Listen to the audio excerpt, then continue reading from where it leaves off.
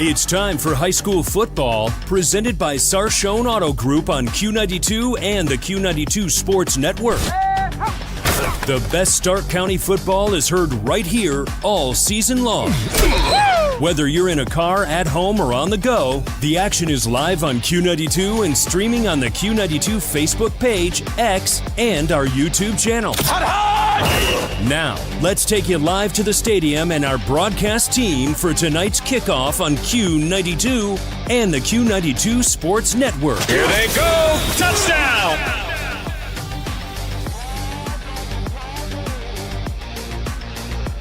This is the high school football pregame show, streaming live right here on the Q92 Sports Network on Q92 Radio's YouTube channel. Tonight, we are in Minerva for the Lions' biggest game in the last 10 years as a program here at Dr. Robert Hines Stadium as they are getting set to host the West Branch Warriors. Hi there, everybody. Alongside my friend and partner, Robert Coleman. My name is Matt Corrali, and Robert, this is a big one. Both teams are 4-1. They're at the top of the EBC standings, and it's been the feel-good story of the year in high school football for these Minerva Lions after years of winning 2 games in a season, 1 game a season, and even having winless seasons. They find themselves at that 4-1 record where they've won 4 games combined over the last 6 years, and it's all because of head coach Zach Slates.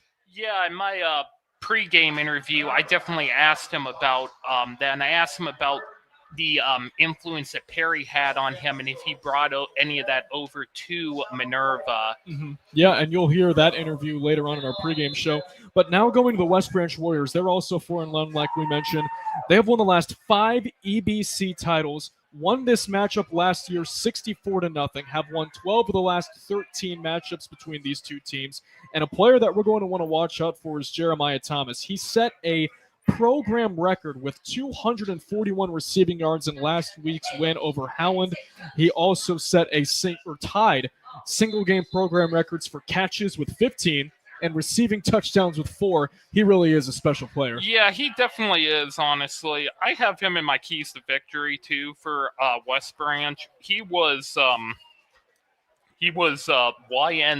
YSN co-offensive player of the year last year, so yeah, and he was also the reigning player of the year, first team player of the year in the Eastern Buckeye Conference. We'll have stars all over the field. We sure are expecting a fun one here in Minerva tonight. Well, we have 6 other games that are streaming across the Q92 Sports Network, and we'll touch them all as our pregame show rolls on with our game previews. But first, you're listening to the high school football pregame show presented by the Sarshone Auto Group, streaming live right here on the Q92 Sports Network.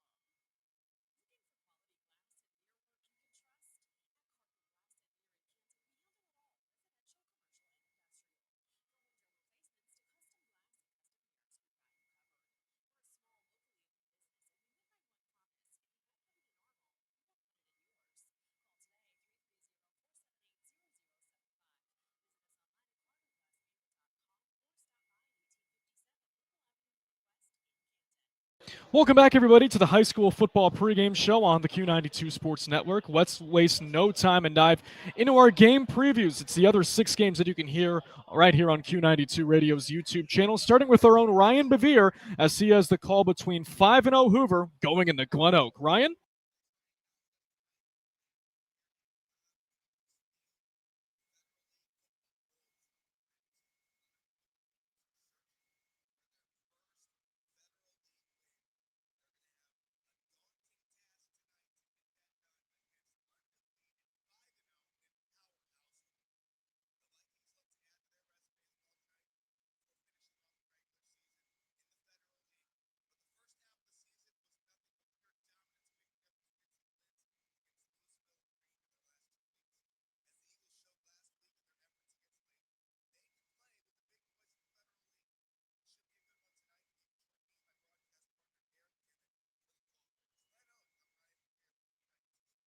All right, thank you, Ryan. Well, Canton South comes into this week at 1-4, but they're home taking on a tough Orville team, and that's been kind of the story for this Wildcats program in 2025. With more and the call in that matchup, it's our own Jay Wilhelm. Jay?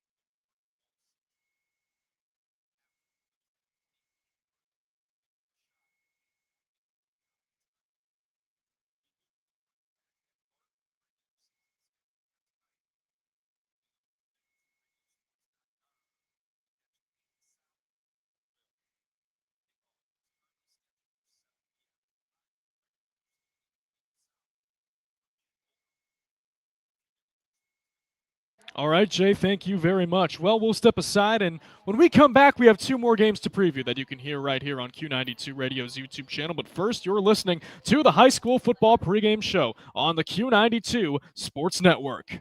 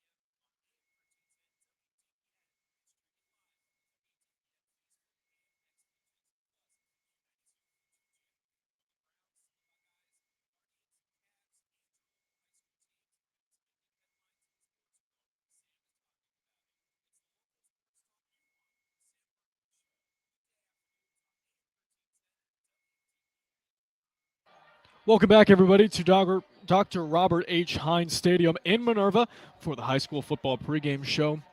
We are just under 20 minutes away from kickoff between the Lions and the Warriors of West Branch. But before we do that, let's dive into some more game previews that you can hear on the Q92 Sports Network. You know, Lake and Northwest find themselves on top of each of their respective conferences, and it's going to be a really intriguing matchup out at Blue Streak Stadium. With more, here's Mike Dixon. Mike?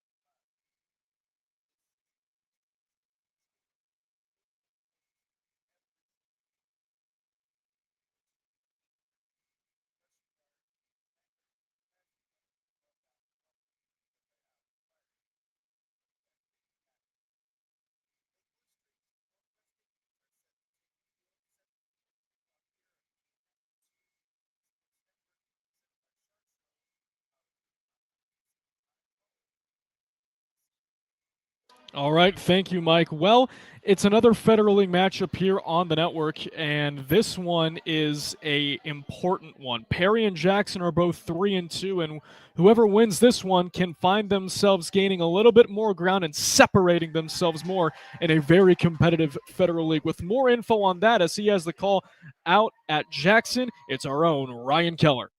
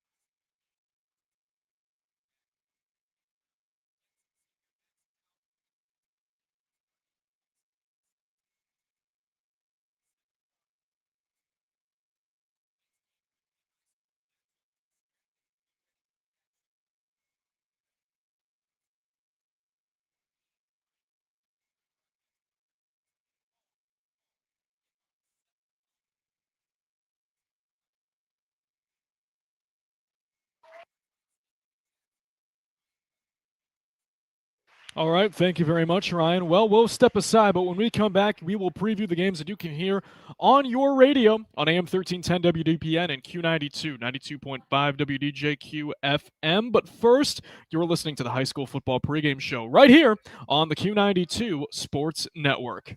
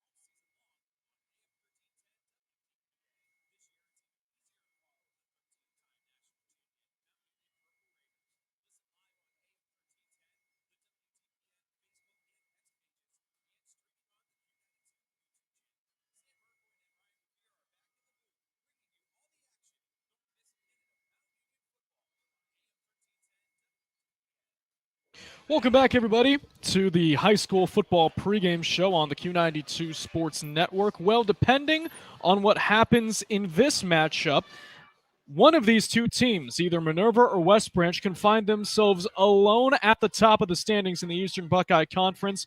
And with more information on our game that you can hear as well on AM 1310 WDPN, it's Sam Berkwin as Salem is taking on Alliance.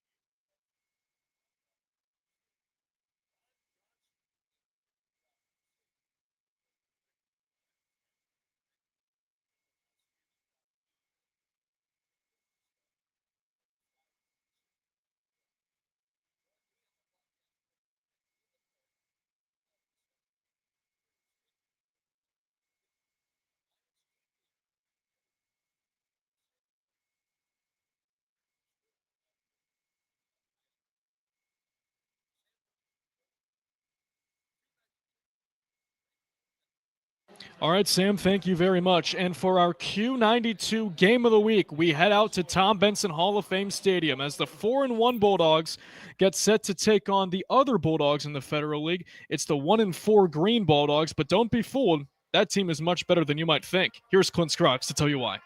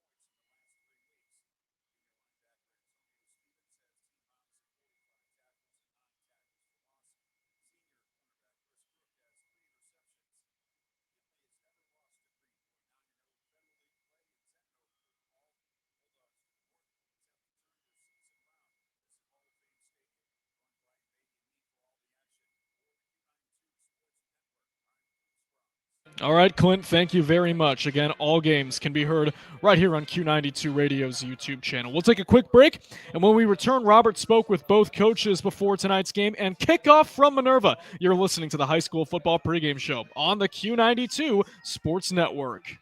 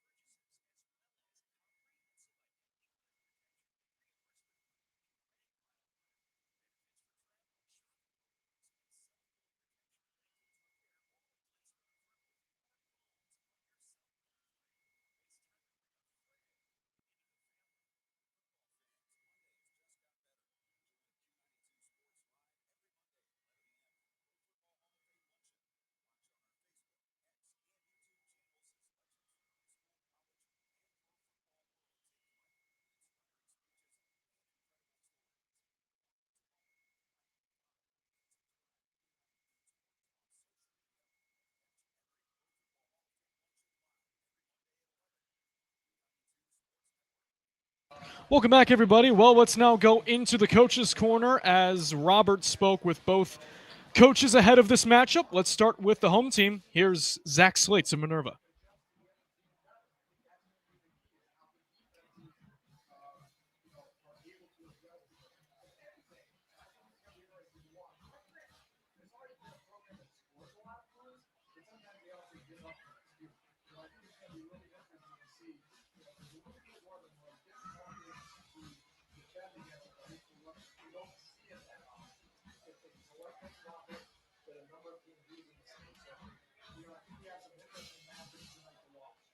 Go back a number of years, and obviously the history of Minerva football very rich with tradition. You go back to the years of course, Lynn Molin.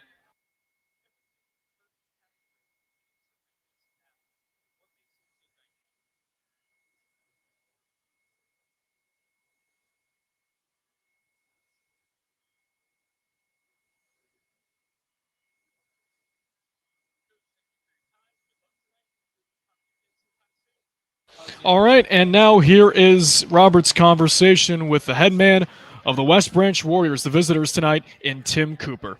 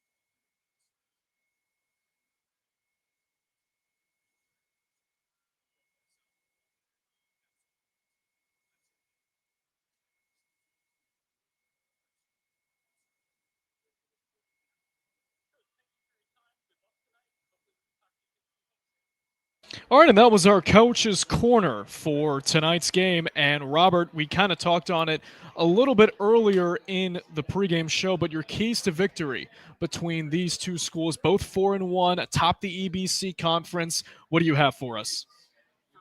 West Branch. It's definitely Jeremiah Thomas. Mm-hmm. He was YSN Co-Offensive Player of the Year in 2024 with 1,969 yards passing and 933 yards rushing.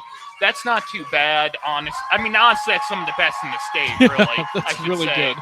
Minerva, my keys to the victory would be Coach Zach Slate. He has pretty much transformed this team and this whole town.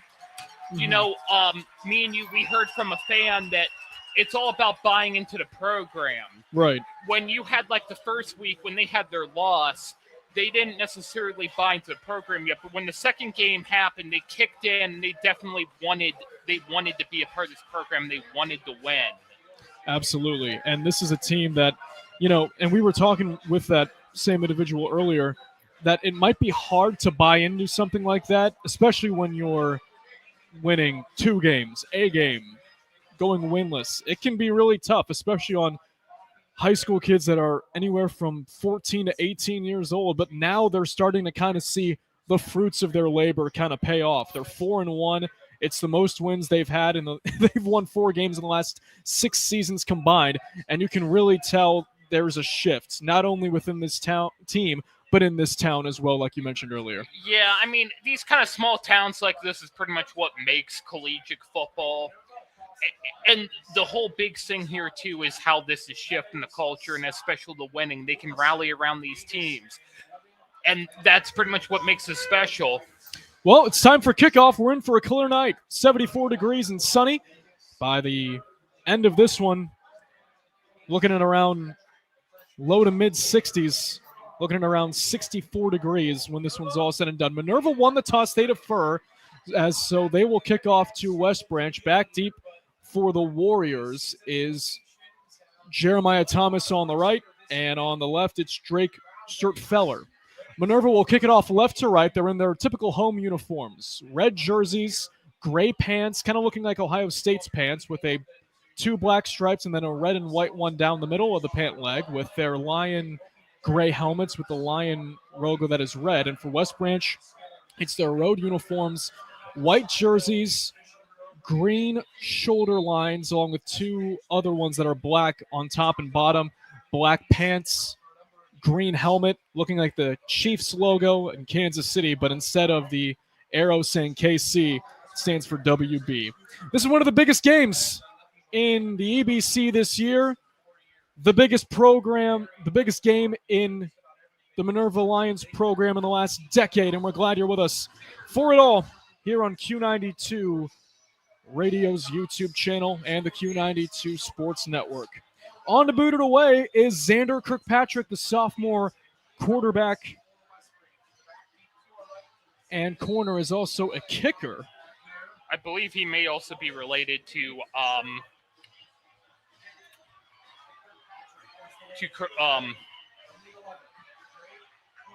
And we're underway as this is Johnson down the sideline. 50, 45, 40 on the right, 35, 30. He's tripped up at around the 31. That was Drake Sturtfeller.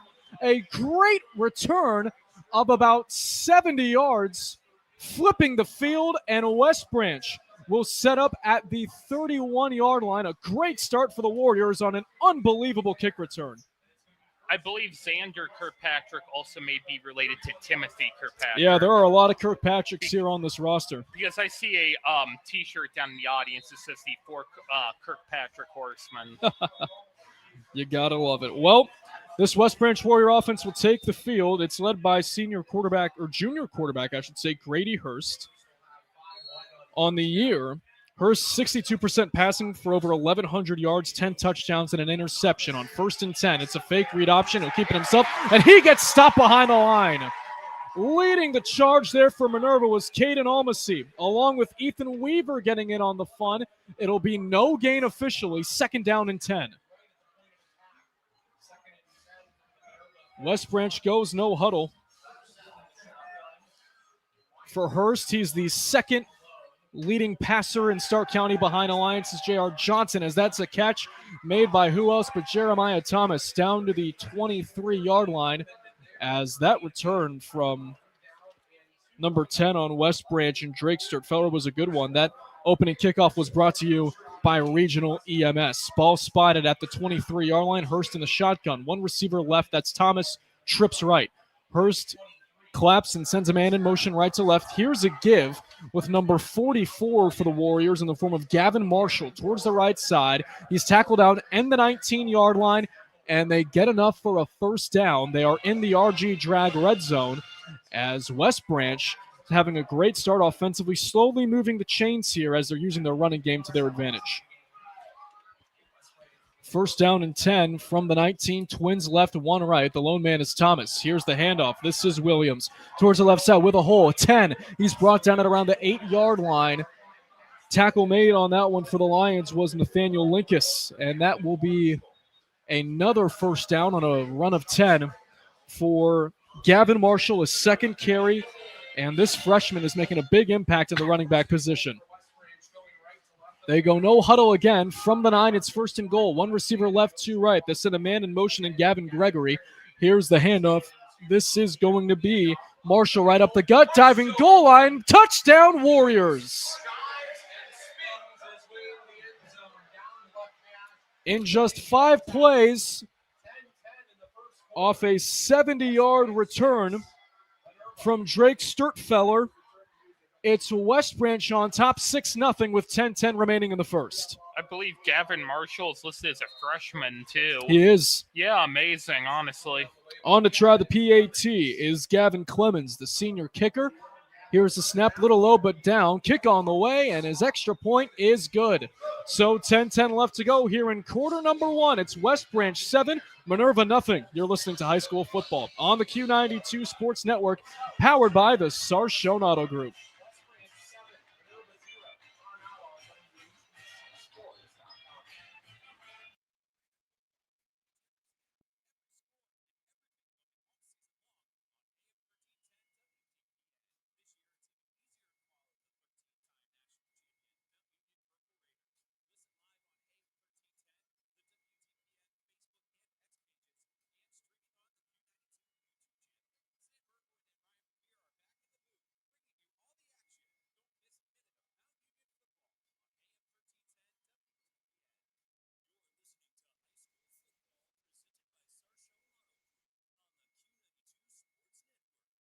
Well, that didn't take long for West Branch to go down the field and score thanks to a great punt return from Drake Sturtfeller. That was from the 10 all the way to the Minerva 31. West Branch was able to cash it in off some running plays, a pass out to Jeremiah Thomas, and the Warriors, Robert, have a quick 7-0 lead. Yeah, I'm surprised with this Warriors team. They got a lot of young people, but they really know how to develop them. I still believe that Kent's current quarterback is a product of West Branch. Yeah, Drew DeShields, the leading man of the Golden Flashes, graduated from West Branch in 2022. As for the Warriors, Jake Weingart puts his right arm up in the air and boots it away right to left, returning it at the 15. This looks to be from Minerva number 10, Owen Schick, as Schick makes a man miss 25. Bounces out to his right 30, and Schick is wrestled down at the 30-yard line. Tackle made by Gavin Marshall. Great return there by the senior wideout corner, as he's listed on the roster, also a kickoff return specialist. So Minerva, with their wing T offense under head coach Zach Slates, will take the field for the first time tonight. What do you think they have to do to be successful against this Warriors defense? They're definitely going to have to tackle them, especially the quarterbacks. They definitely know how to develop the quarterbacks at West Branch, and they're definitely going to have to make sure they're on him. Jeremiah Boone, Cannon Kirkpatrick's the quarterback, and he goes under center as past the 35 at around the 37-yard line is Lane Hawk, their senior running back, getting a good chunk of yardage there. It's going to be down to the 38-yard line, a gain of 8, 2nd and 2 upcoming. For the Lions, 4-1 coming off a 31-0 shutout win at St. Thomas Aquinas. For Lincas, leading rusher in the game with 87 yards on 13 carries last week. Here's the give to him again, but this time they wrap him up in the backfield. On the tackle was the quarterback on the other side, or the other unit, I should say, for West Branch, and Grady Hurst. It'll be a loss of 1 or 2 on the play. It'll be a loss of 1, ball spotted at the 37, and that'll bring up a 3rd down and 3. 9:23 left to go in the opening quarter. It's West Branch 7, Minerva nothing. Lions facing their first 3rd down offensively as they try to go with Nathaniel Lincas and ended up going for naught. Under center goes Cannon Kirkpatrick. Here's the snap, and it's an end-around play with Lane Hawk. Hawk lowering his shoulder, diving for it, and it looks as though that he got it. It's right at the 40, and the line judge agrees. It's a first down for the Lions as they convert on their first 3rd down of the night. Yeah, it kind of surprised me they were able to find the pocket there by Lane Hawk. Yeah, that pocket collapsed quickly, but Hawk lowered his shoulder, churned his legs. Great physicality from the senior. Sometimes it only takes a little bit to move the chains. Yes, it does. And for Lane Hawk, his 2nd carry on the night, as under center is Cannon Kirkpatrick, the freshman quarterback. They send Nate Lincas in motion, and here's a handoff with number 12. This is Timothy Kirkpatrick. His first run of the night will go down to the 45-yard line. The Kirkpatrick brothers, 4 of them on this Minerva roster. It's a gain of 5, 2nd and 5. Ball was spotted on the Minerva 45. What did that – it had to be a relative. It had to be their mom.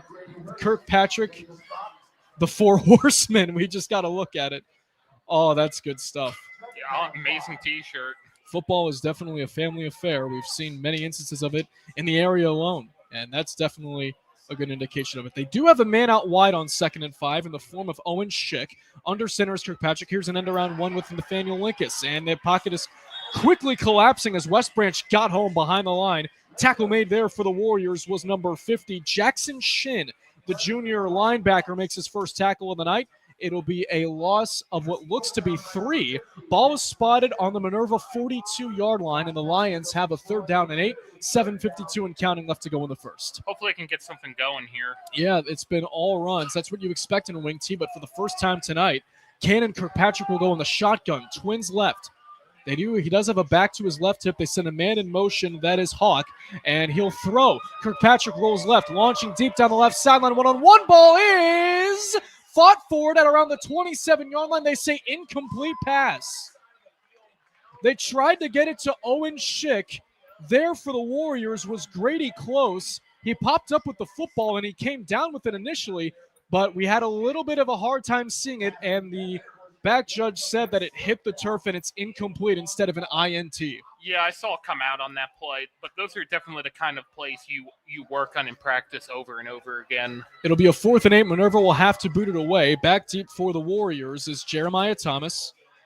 On to punt looks to be number 34, Keaton Kirkpatrick. Number 33, that's actually Lane Hawk. The punt takes to Minerva, bounces along the right side, 30, 25. It'll keep on rolling and die at around the 22-yard line.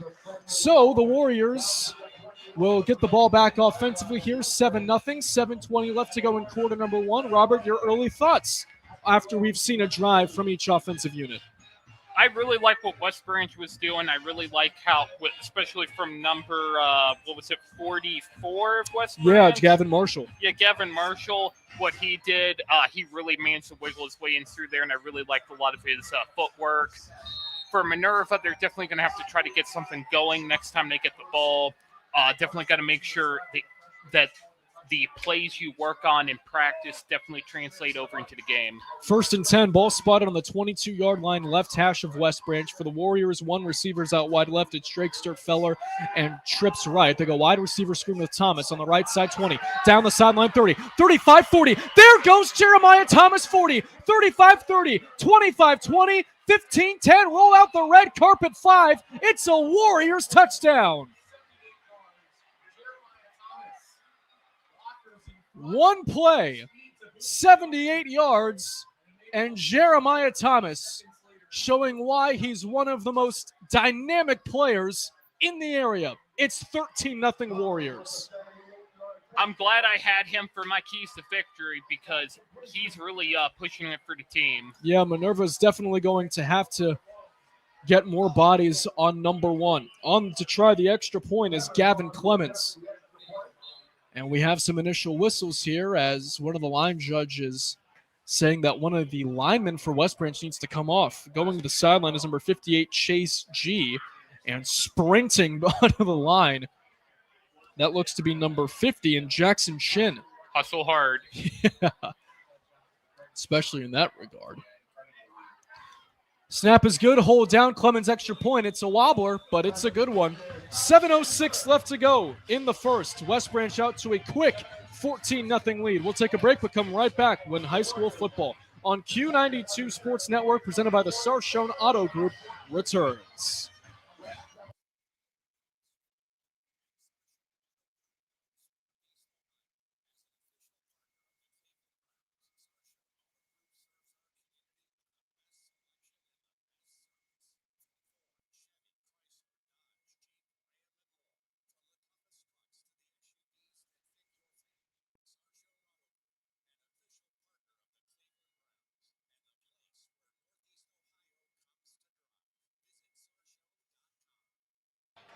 Welcome back, everybody. 14-0 West Branch, 7:06 left to go in the first. And, Robert, this Warriors offense is really flexing its muscles in terms of what they can do to this Lions D.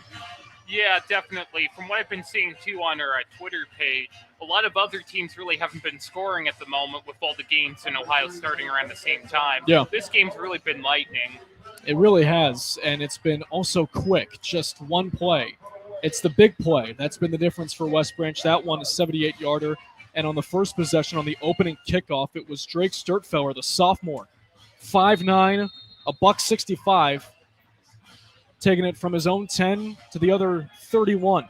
Here's the ensuing kickoff. It's to the 20, and making some moves there along the sideline. It is going to be number 10 for the Lions in the form of Owen Schick. He's tackled down at the 25-yard line, we'll call it, actually the 26. So Minerva will be setting up shop there.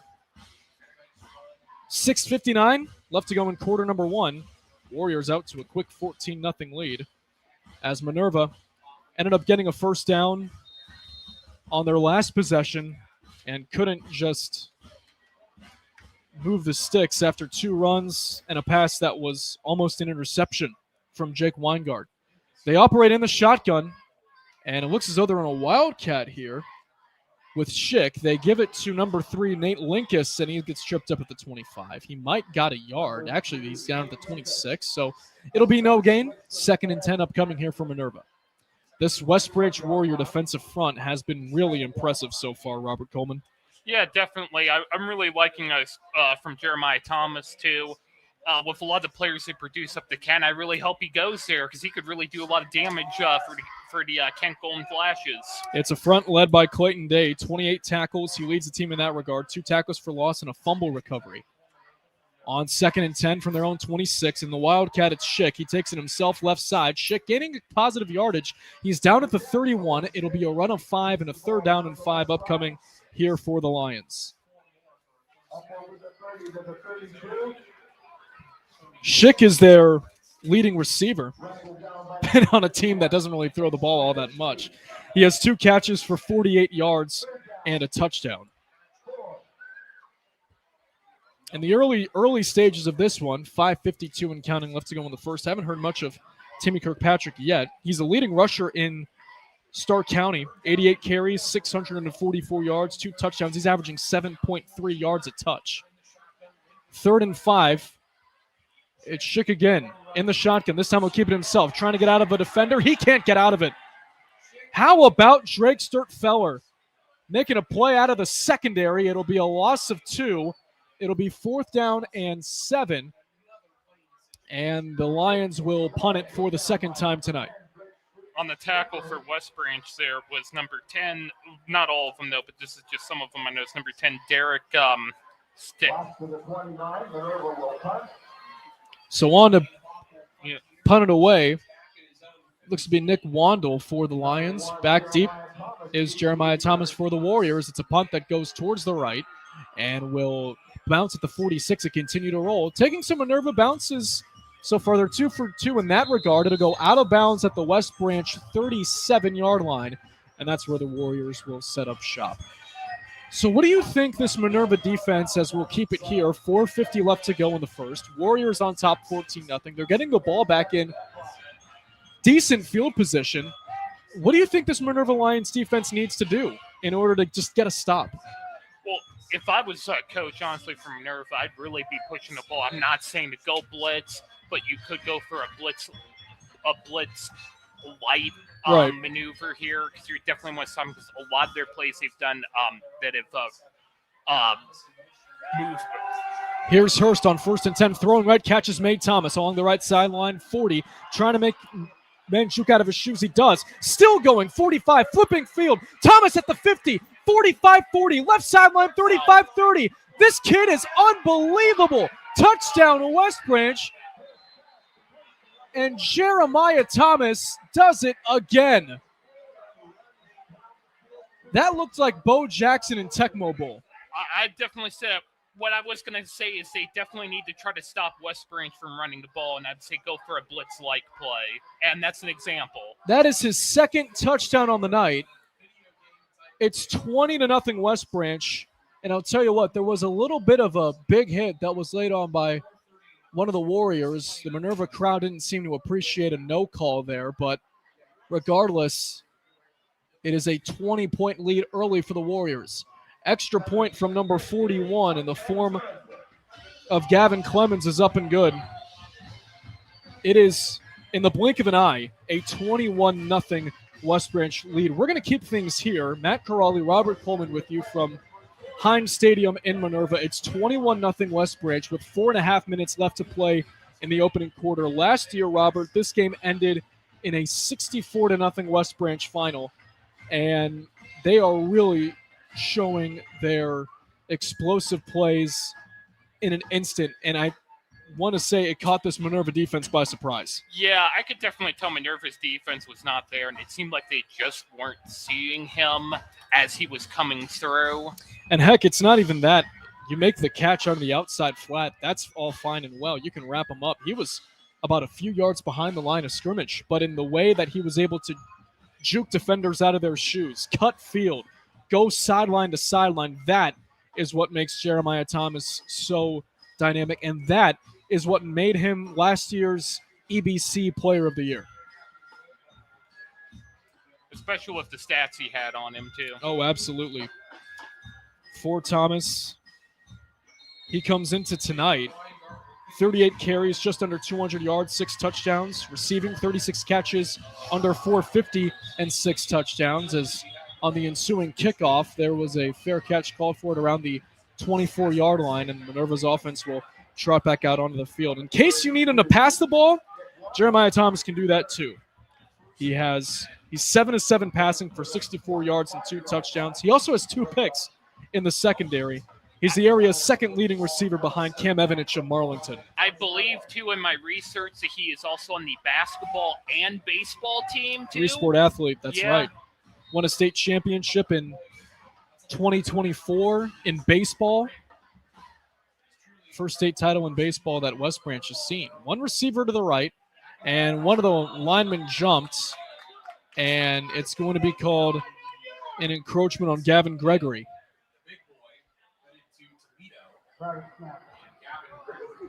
Step ball. Defensive and drawing number 84. 5 yards penalty. It is Gregory, the Toledo recruit. Ready for this, Mike? Robert? Yeah. Gavin Gregory, 6'7", 240-pound senior. And it shows on the football field. So from a 1st and 10 to a 1st and 5 for Minerva, one receiver right, under center for the Lions is Cannon Kirkpatrick, the freshman. It's an end-around run here with Lane Hawk going to his right, 30. Hawk trying to get as much as he can. He's down at the 34-yard line. It'll be a gain of 5, and it'll be a first down for the Lions due to that neutral zone infringement from the Warriors. For Gregory, going to Toledo would definitely be a good move. They're definitely on the way up, and they could go the Mountain West soon. Yep, Toledo, one of the powerhouses in the Mid-American Conference with Ohio in the sport of football. Miami's up there every now and again, aren't they? Yeah. They're a good program too, but those are the mainstays, I feel like. So the Lions will come out. We'll have more action talk because that's what you all came here for after this play, of course. Cannon Kirkpatrick under center. They send a man in motion right to left in Lane Hawk. They give it to their guy in the backfield that looked to be number 12, Tim Kirkpatrick. We'll wait for an official number here as the dog pile is coming climbing out of it. Was Tim Kirkpatrick on a run of 5, 2nd and 5. But yeah, it seems to be Miami of Ohio, Toledo, and Ohio. A lot of people don't realize this, but the Italian Super Bowl is held at Toledo's That's right. football stadium. That was a big thing this past year in the summer. Yeah. A lot of people went out for it over at the Glass Bowl. So 2nd and 5, 3:12 and counting left to go in the opening quarter. They send a man out wide left and Kendrick Keister. And under center is Cannon Kirkpatrick. They send Lane Hawk in motion right to left. Here's the snap. They give it to the tailback, Tim Kirkpatrick, breaking through the middle, in between the hashes to the 46-yard line. It's going to be a first down for the Lions as he gets 11 on that run. And Minerva having their most promising drive here so far in the early stages of this one. Yeah, Minerva definitely seems like they're trying to get something going now here. They're definitely going to have to make sure they're covering the people who have the ball as well in order to get in the pocket. So we have a timeout called on the field. It'll be a timeout for West Branch. This timeout is brought to you by Friends and Family Credit Union. It's time to bring a friend into the family. We'll step aside. 2:51 left to go in the first. West Branch on top, 21-0, but Minerva is moving.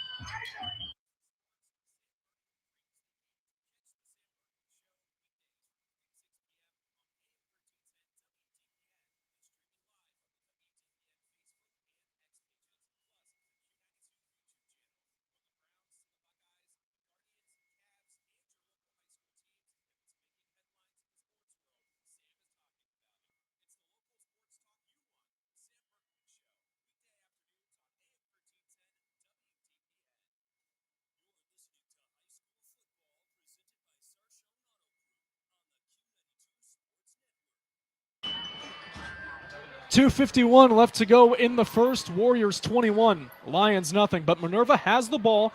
They have driven down the field the most so far on their third drive offensively as Cannon Kirkpatrick goes under center. Wide right is Kendrick Keister, and it's a handoff to the tailback, Timothy Kirkpatrick. Kirkpatrick trying to bounce off defenders. He gets out of bounds at around the 45-yard line. It'll be a loss of 1. The West Branch Warrior blitz came home. It was Lucas Blacken on the stop, along with Gavin Hang. 2 seniors in on the tackle on the loss of 1. 2nd and 11 upcoming here for Minerva.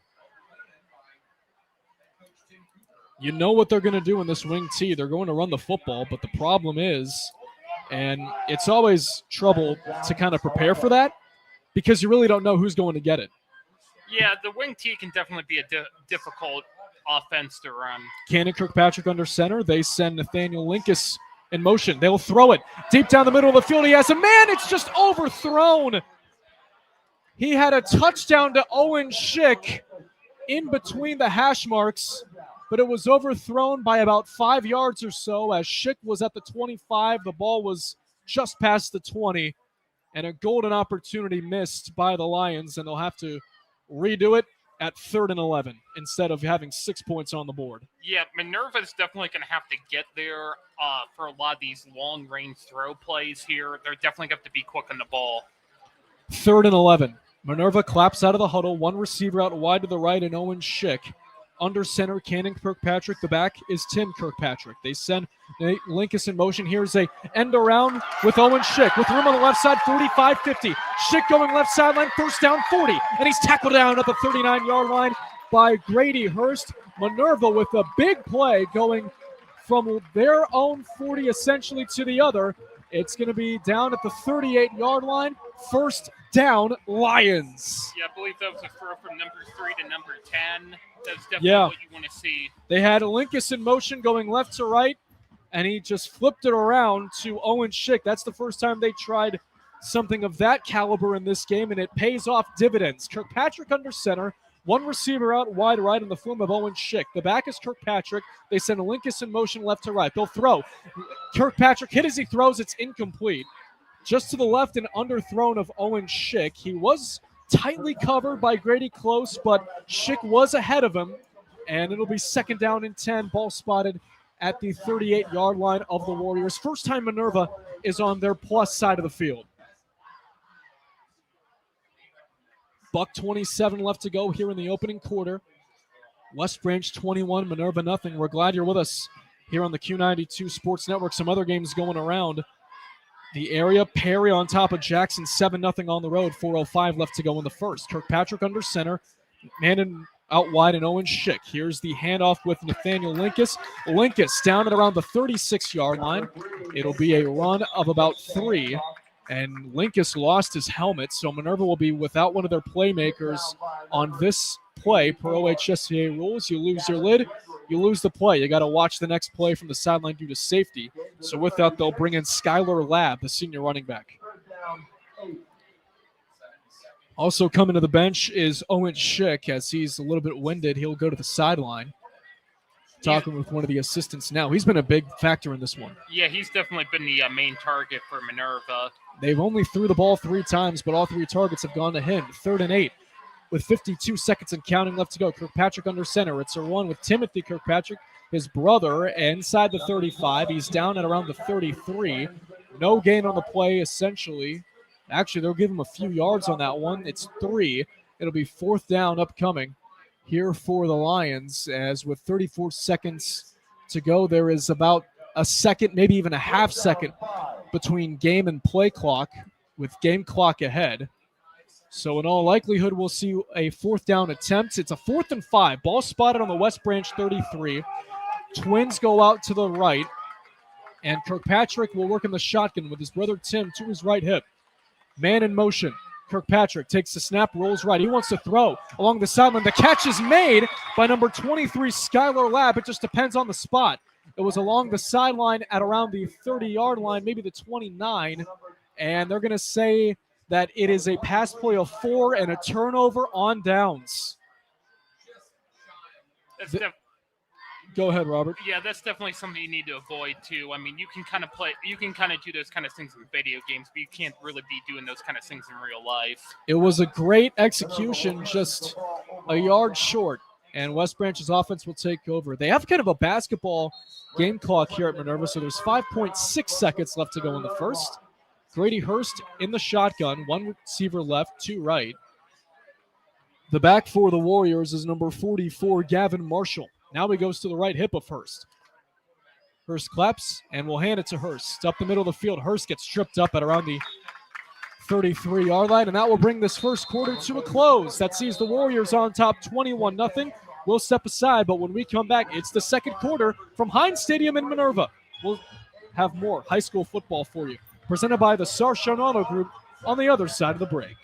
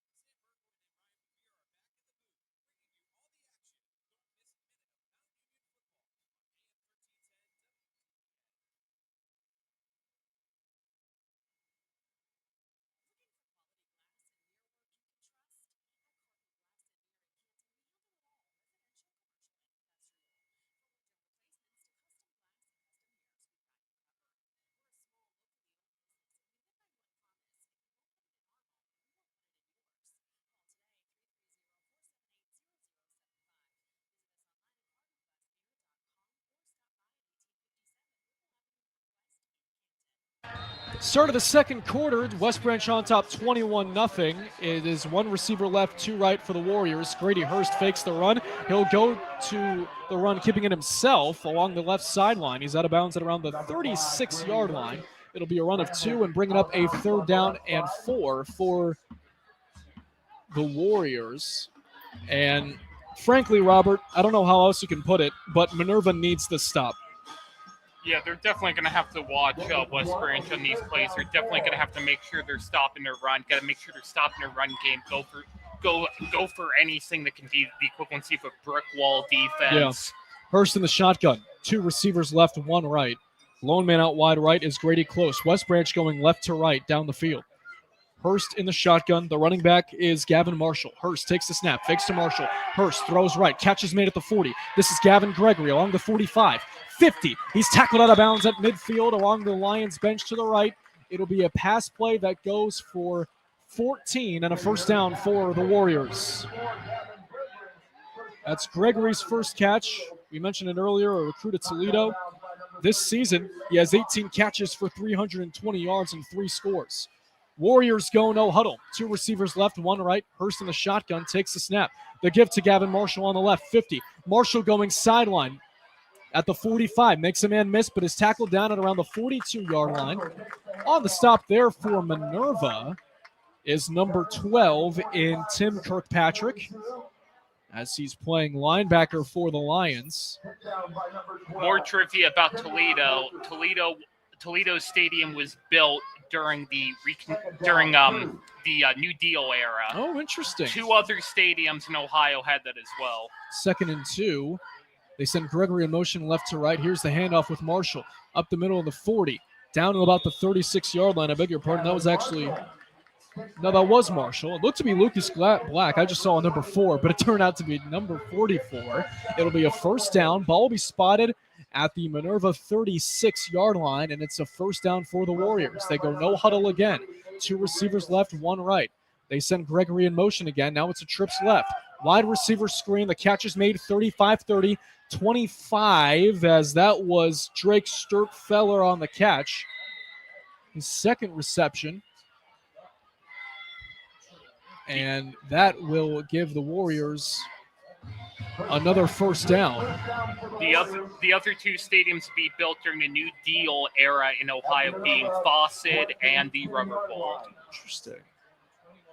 They share similar construction styles too. That's right, all in the northern part of the state.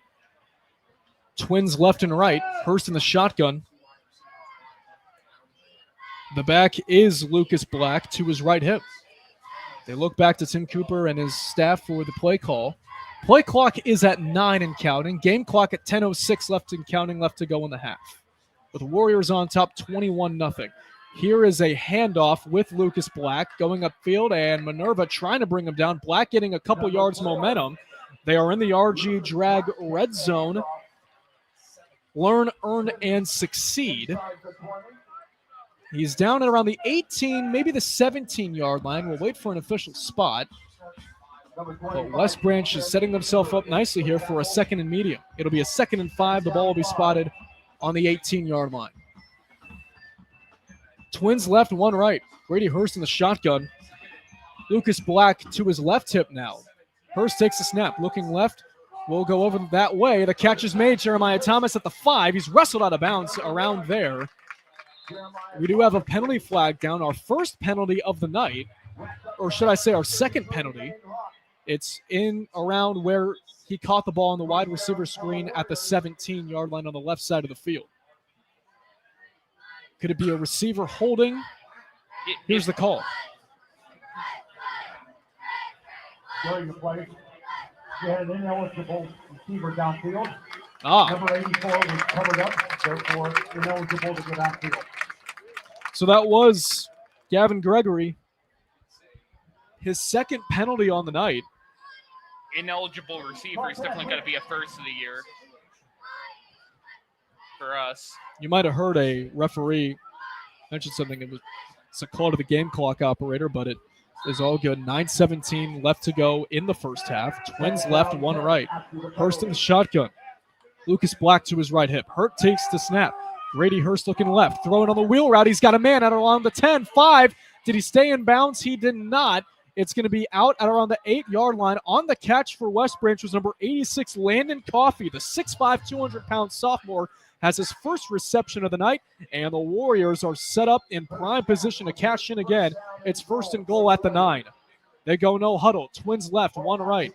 Hurst in the shotgun. Going from his right hip to his left is the back, Lucas Black, and he gets the handoff. Black straight up the gut. Rumbles his way to the end zone for a West Branch touchdown. Lucas Black from 9 yards out in between the hash marks. 8:59 left to go in the first half. It's 27-0 West Branch. Lucas Black was the one who has the offer from Toledo, right? That was Gavin Gregory. Gavin Gregory. Okay. On to try the extra point is Gavin Clemens. To hold is Drake Sturtfeller. Here's the snap. It's good. Kick up. Kick good. 8:59 left to go in the first half. It's West Branch 28, Minerva nothing. You're listening to high school football on the Q92 Sports Network, and it's all brought to you by our friends at the Sar Schoen Auto Group.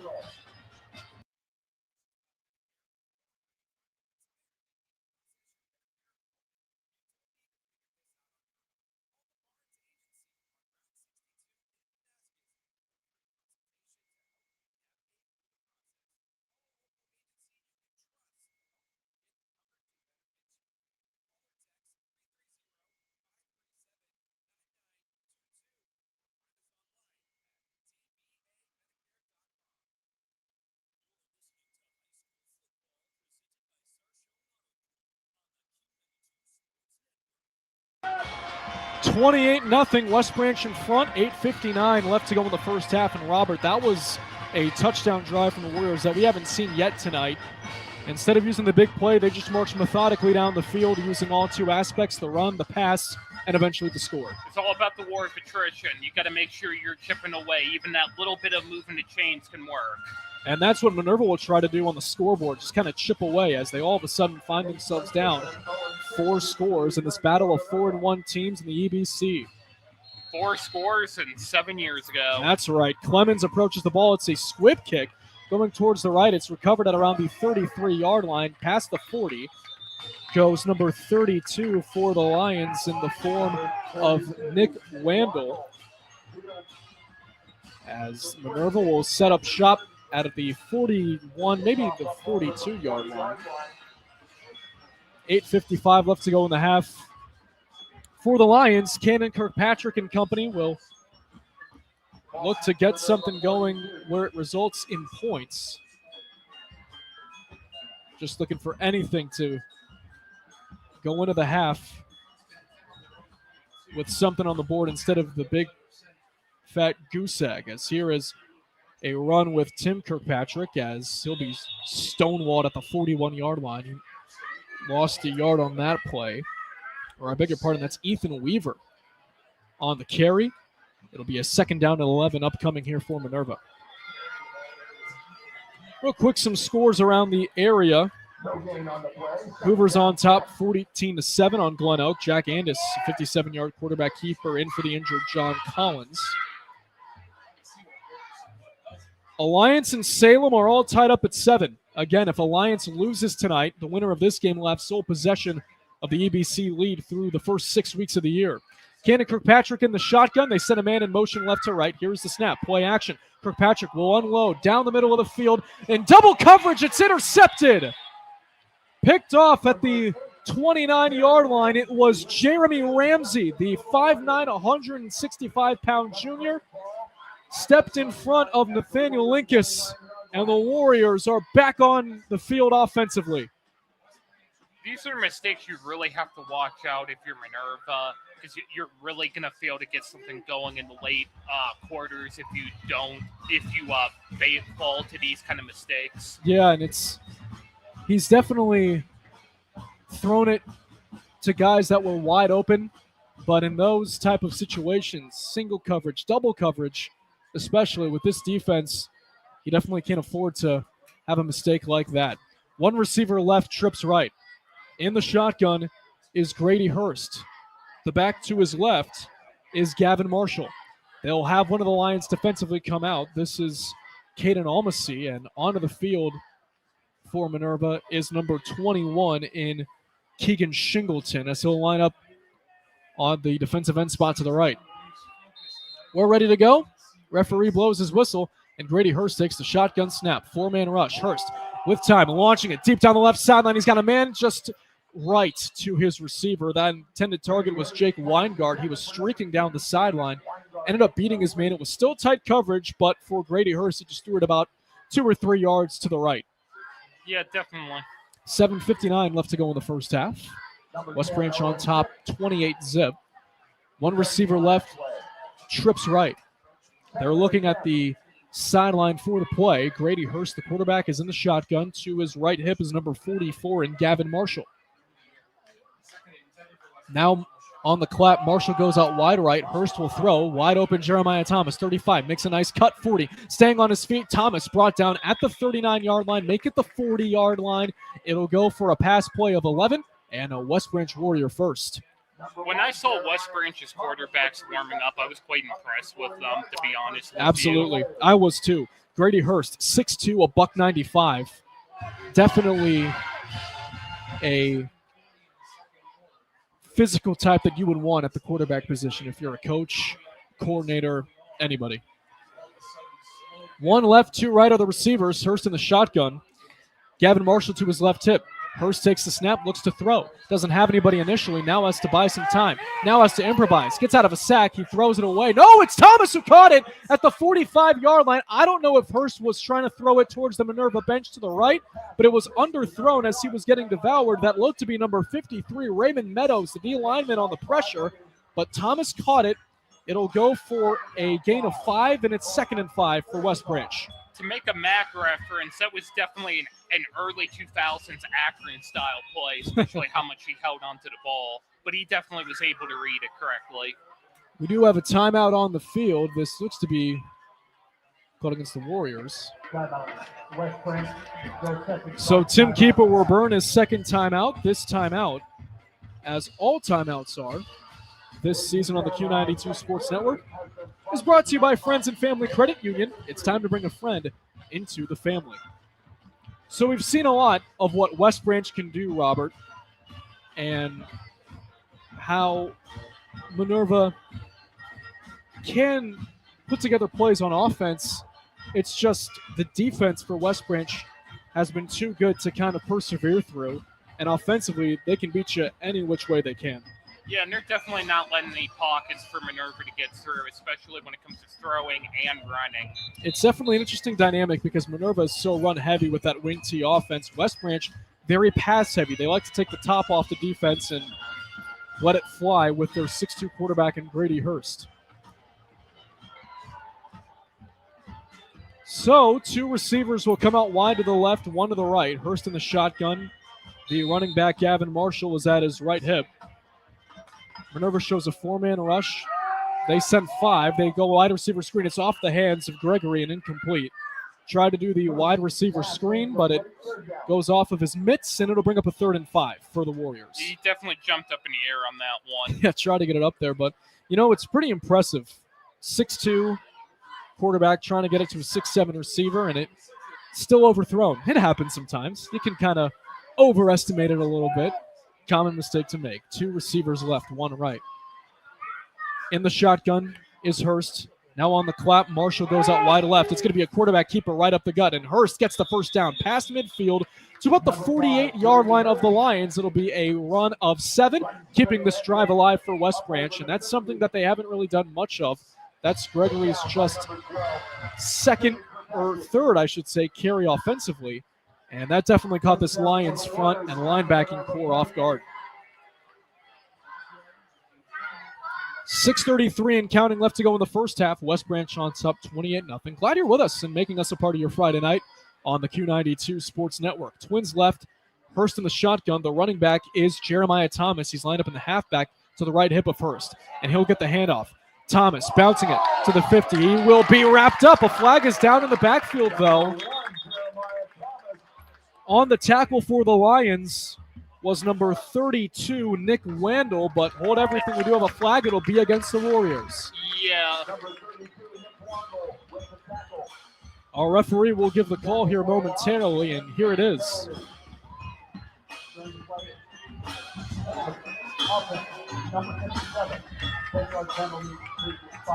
So they're going to give the hold to Gavin Hang, the senior O-lineman, 5'11", 225. It'll back it up 10 yards. So things a little bit more difficult here for this West Branch offense. It's a 1st and 20. They're out of Minerva territory. The ball is spotted on the 42-yard line of the Warriors. Two receivers left and right. Now make it 3 left. Hurst in the shotgun in an empty backfield. He claps, sends Thomas in motion, going behind him right to left. 3-step drop. It's a tight end screen with Gavin Gregory. And here he goes, 50, 45, 40 on the right. Gets a block, 30. Down the sideline, 20, 15, 10, 5. Touchdown, West Branch.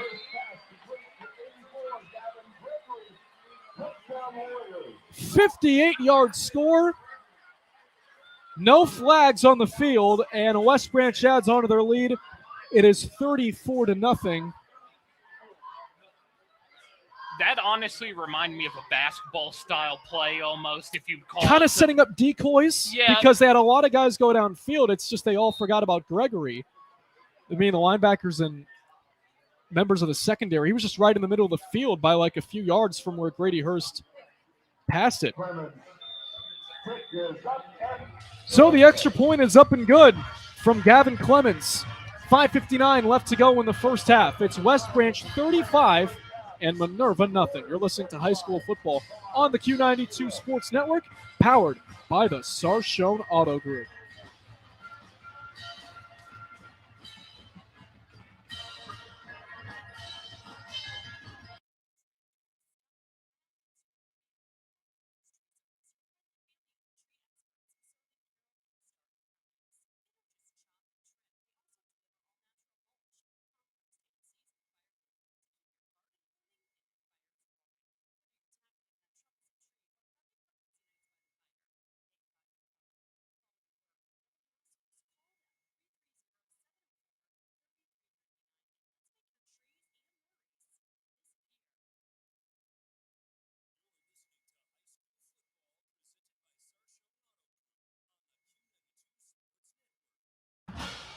5:59 left to go in the first half. West Branch on top 35-0. Matt Corrali and Robert Coleman with you.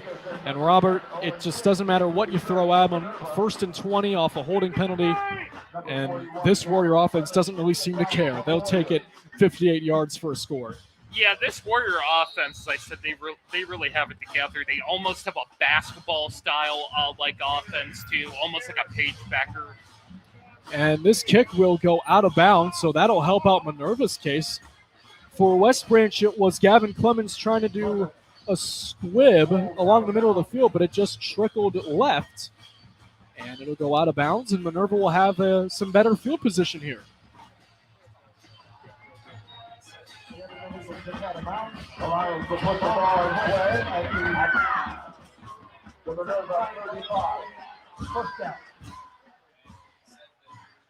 So the ball will be spotted on the 35-yard line, as you heard from the public address announcer. Cannon Kirkpatrick and crew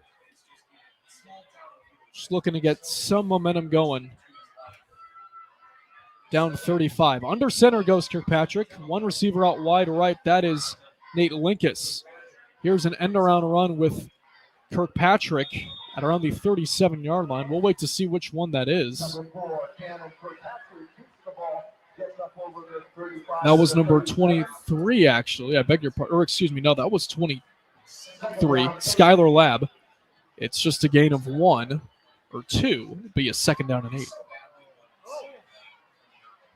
5:32 and counting left to go in this first half. As Minerva, who was coming off their best starts in a very long time, looking to just chip away. Kirkpatrick under center. They have a man out wide left. They send a man in motion. And it's a run up the middle, past the 35. And there's a pile of tacklers at around the 39, maybe get the 40-yard line. It'll be a gain of 3, and it'll be a 3rd down and 5. Ball spotted on the Minerva 40. One of the Lions lost their helmet. That was Tim Kirkpatrick, so they'll be without their starting tailback on this play. In now for Minerva, Ethan Weaver, the junior running back. We'll see if they go to him. We'll see if Cannon Kirkpatrick can have a pass that goes successful through the air. 0 for 5 with an interception passing so far, but when he has an open man, anything can happen. He can definitely hit him in stride. Under center, Kirkpatrick. Here's an end-around run with number 33 in Lane Hawk, and Hawk brought down at the 45-yard line. It'll all depend on the spot. Line judges says it's enough. It's a gain of 5, and this Lions drive will continue. 1st down, Minerva.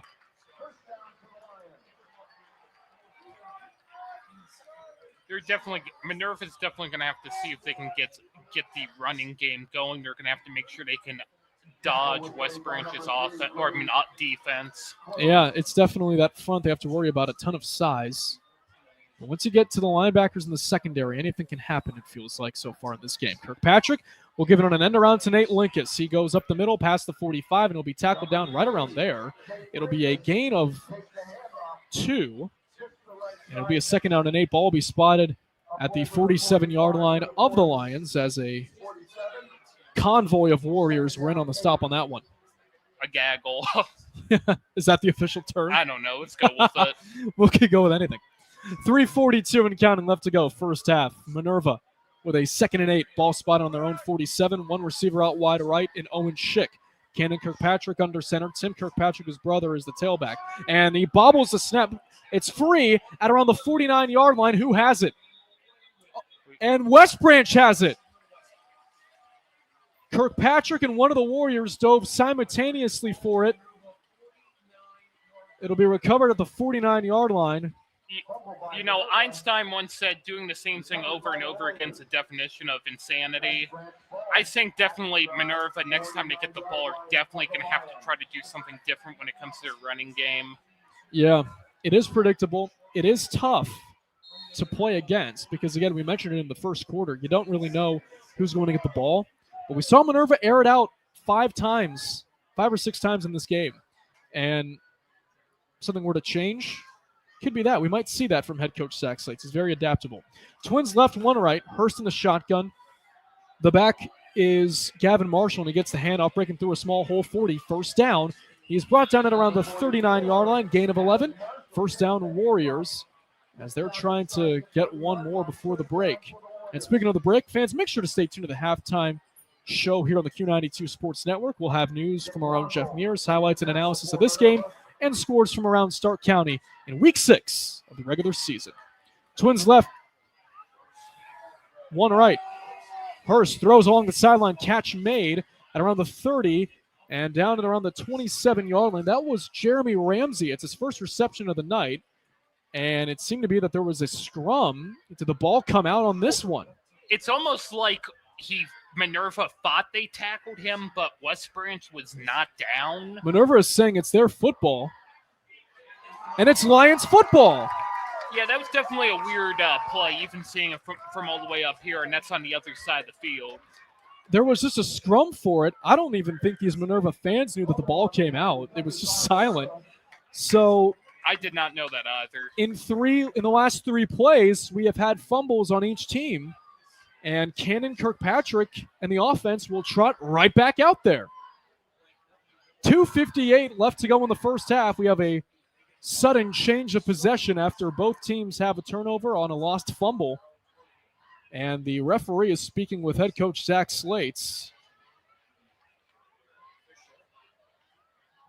And it seems as though that we'll have to bring on some new members here.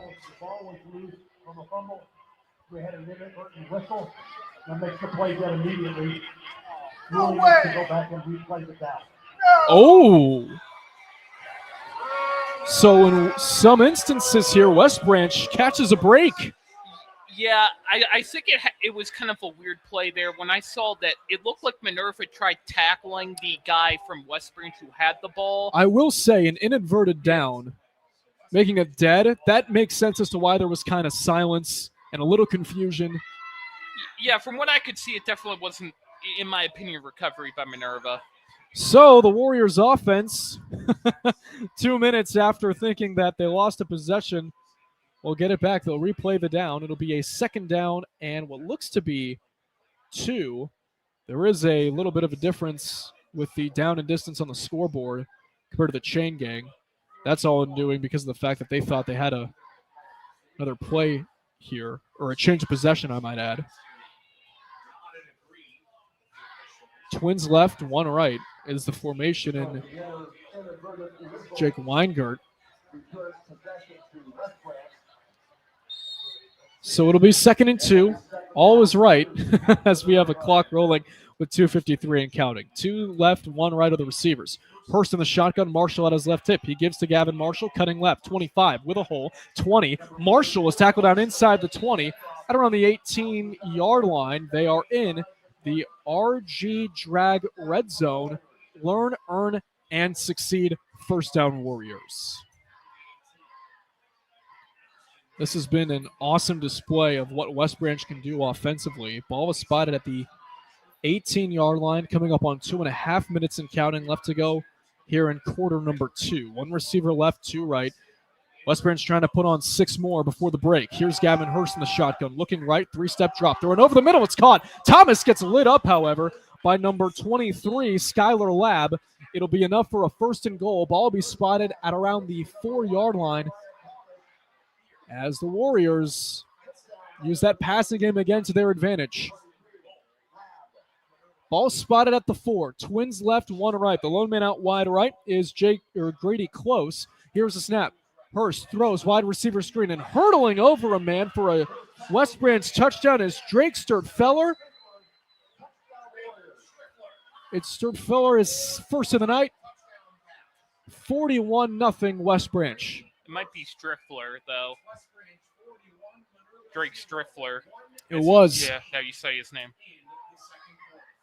On to try the extra point is Gavin Clemens. To hold is Drake Sturtfeller. To snap it, Justin Mara.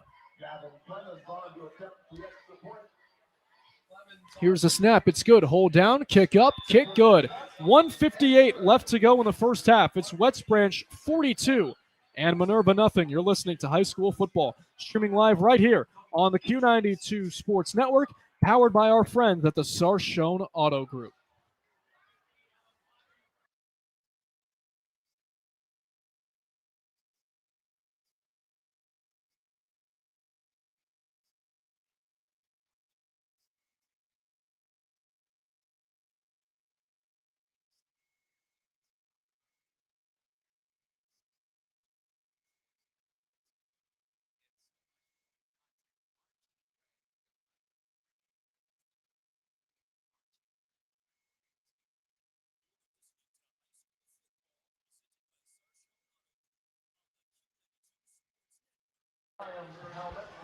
1:58 left to go in the first half. West Branch 42, Minerva nothing. Matt Corrali and Robert Coleman with you as West Branch coming off another touchdown drive. As it has been just pure domination here from the visitors out of Beloit, Robert. We're back to 42 being the meaning of everything. What reference is that from? You said that in a broadcast a couple weeks ago. Hitchhiker's Guide to the Galaxy. Wow. It's a British sci-fi. Also, the book stresses the importance of carrying a towel, just like football. Would we stop being friends if I told you I didn't know what that was? No. I didn't think so. Here's the kick from number 41, Gavin Clemens. It'll go to the end zone for a touchback, and Minerva use their 2-minute offense to try and get rid of the 0 on the scoreboard. What do you think has gone so right for this West Branch defense? Because I feel like a lot of the headlines for this team goes on the offensive side of things, but defensively, they have really stepped up. They're in an environment where they're playing some of their best football in a decade, but they have been dominant through the first 24 minutes or so. They've been perfect in reading Minerva, honestly. Mm-hmm. Minerva's constantly been pushing the ball straight up the field, and they've been perfect in just pretty much covering them and tackling them. Cannon Kirkpatrick under center, 2 receivers out wide right. Here's a run at the 23, and the West Branch wall will bring back that tailback. Still waiting on a number, and that was number 23 on the carry, Skylar Lab. It'll go as a gain of 4. 2nd and 6, ball spotted on the 24-yard line.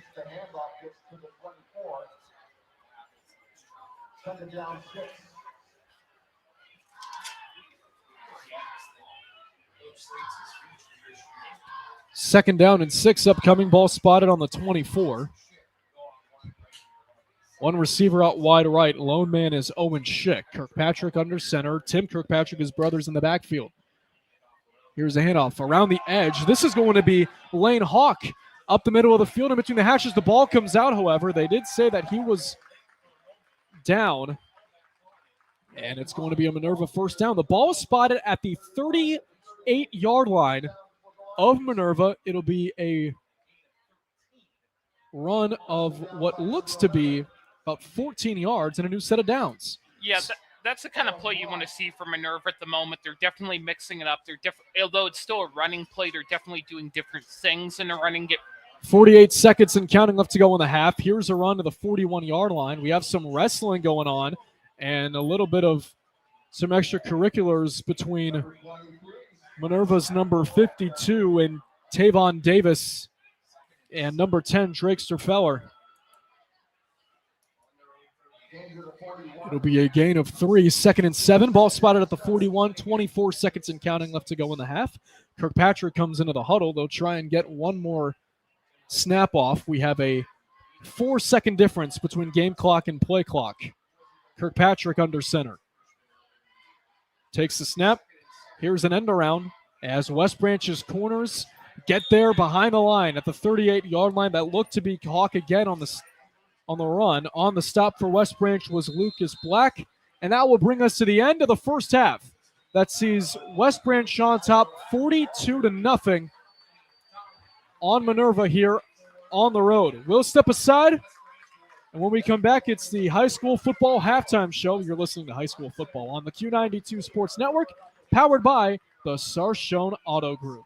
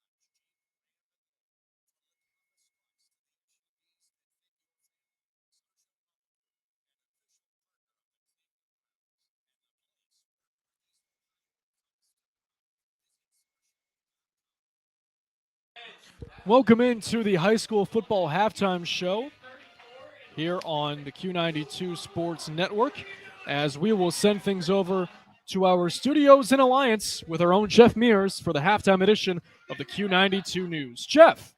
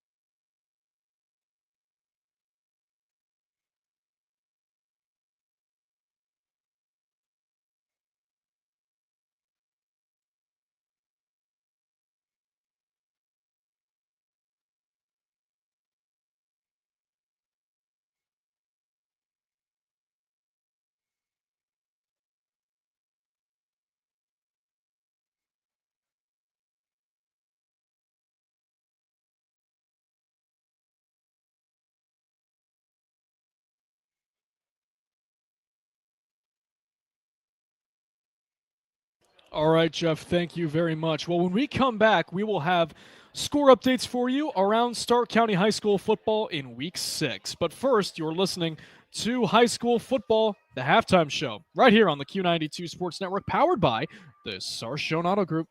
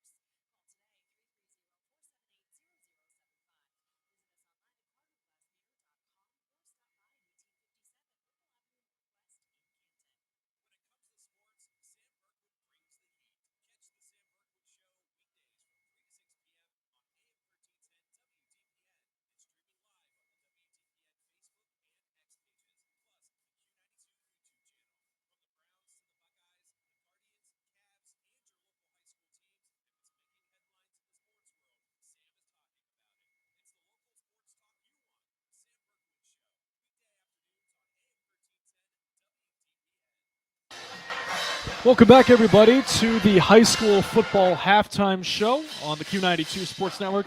Robert and I will take you around Stark County for score updates here in week number 6. Starting games that you can also hear on the Q92 Sports Network. It's halftime over at Jackson Perry, the road team, on top 14-3. In our Q92 game of the week at the break, McKinley on top of Green 7-3 at home. That one's a tight one. Yeah, it's definitely going to be a tight one. We did Green last week, and I'm definitely going to be interested to see the outcome of that. Scored 35 points in last week's loss to Jackson at half. Hoover on top of Glen Oak 14-7 on the road. We mentioned earlier how big the Alliance Salem game is. It is 27-14. The Aviators are on top in the second quarter. That game is yet to hit the break. Second quarter in Uniontown, Northwest and Lake all tied up at 7 thanks to a 77-yard touchdown pass for Lake. That game is still going on in the second quarter. And that seems to be it in terms of games that you can hear. And in Canton South and Orville, I beg your pardon, it is 3-0 Wildcat, 20-16. Orville on top of the Wildcats in the second quarter. Canton South 1-4. They had a tough schedule, but they seem to be hanging around here so far as of in terms of that Week 6 showdown. It's half out in Canton.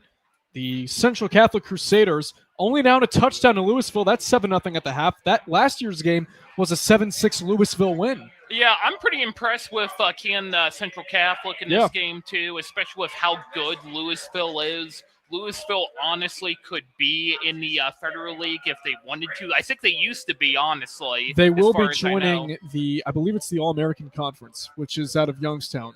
That has what, Youngstown in it? Mooney, and I'm trying to think of those players off the top, or the teams, off the top of my head. They'll definitely do quite well in that, in my personal opinion. Yeah, more Trumbull, Austintown, Fitch, Boardman, Canfield, Howland, and Warren G. Harding are members of that conference. At the half, Triway on top of the Fairless Falcons, 24-7. Marlington and Carrollton all even at 7 apiece. Newcomerstown on top of East Canton at home, 16-0 in the second. Manchester on top of Tuslaw, 21-0 in quarter number 2. Indian Valley, a big lead over Sandy Valley, 49-0. Battle on the road road valleys against the Cardinals. That's absolutely right. Well, we'll take one more break here in the halftime show. When we come back, we'll give you the highlights and our analysis of this one, which sees West Branch on top 42-0. You're listening to the high school football halftime show on the Q92 Sports Network.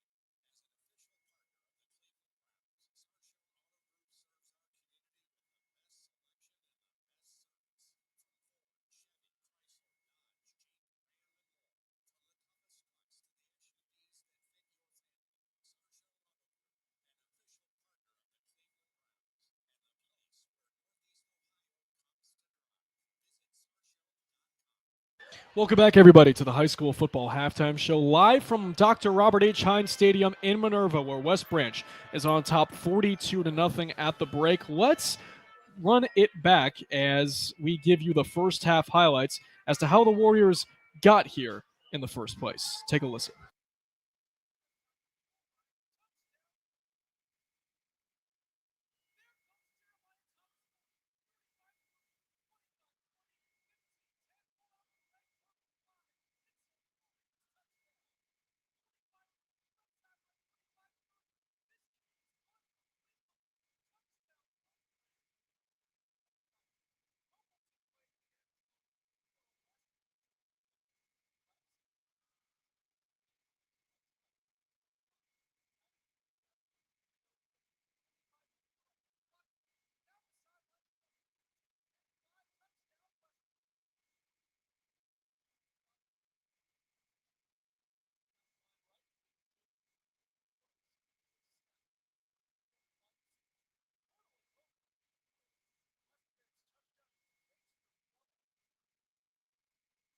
And that's been kind of the story here, pretty much. I mean, it's not only just because we talked about it earlier, and it was, I believe, one of your keys to the game, stopping Jeremiah Thomas. Yeah, and Jeremiah Thomas also was going to be the key to victory for West Branch, too. Yeah, and the crazy thing about this is it wasn't just him. It's been others joining in on the fun for this Warrior squad that have helped them grow this 42-0 lead. Number 10, Derek, what's it? I believe that's Sturfeller. Shout out to number 65, who was in the marching band, who played the trumpet, Mason Brown, the only football player out there for West Branch. Number 84, Gavin Gregory. Number 86, Landon Coffey. And number 44, Gavin Marshall. Yeah, they've all had a big impact in this one. And here's the thing. We're going to have a running clock once the second half begins. Per OHSA rules, if a team is up by 30 or more, second half, we'll have a running clock. And what do you say if you're head coach Zach Slates? Because it's been such a different year. And don't get me wrong, this is a powerhouse. This West Branch team has won the last 5 conference titles in a row. This is the gold standard, and you're welcoming into their house. How do you kind of flip the script in the second half and give yourselves a fighting chance to win? Well, I liked a lot of what Minerva was doing in the last two plays. They were definitely mixing up their running game. Now, I know that all running games can look the same to a layman's eye, but they kind of were just going for the straight push running play, which is something that pretty much West Branch was reading and stopping almost immediately.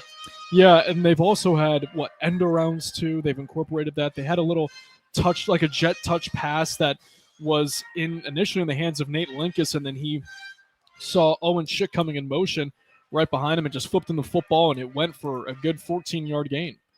Yeah, I mean, as I said, they've definitely in the later minutes of the second quarter, they were definitely mixing it up because you don't want to be Einstein's definition of insanity, doing the same thing over and over again, expecting a different result.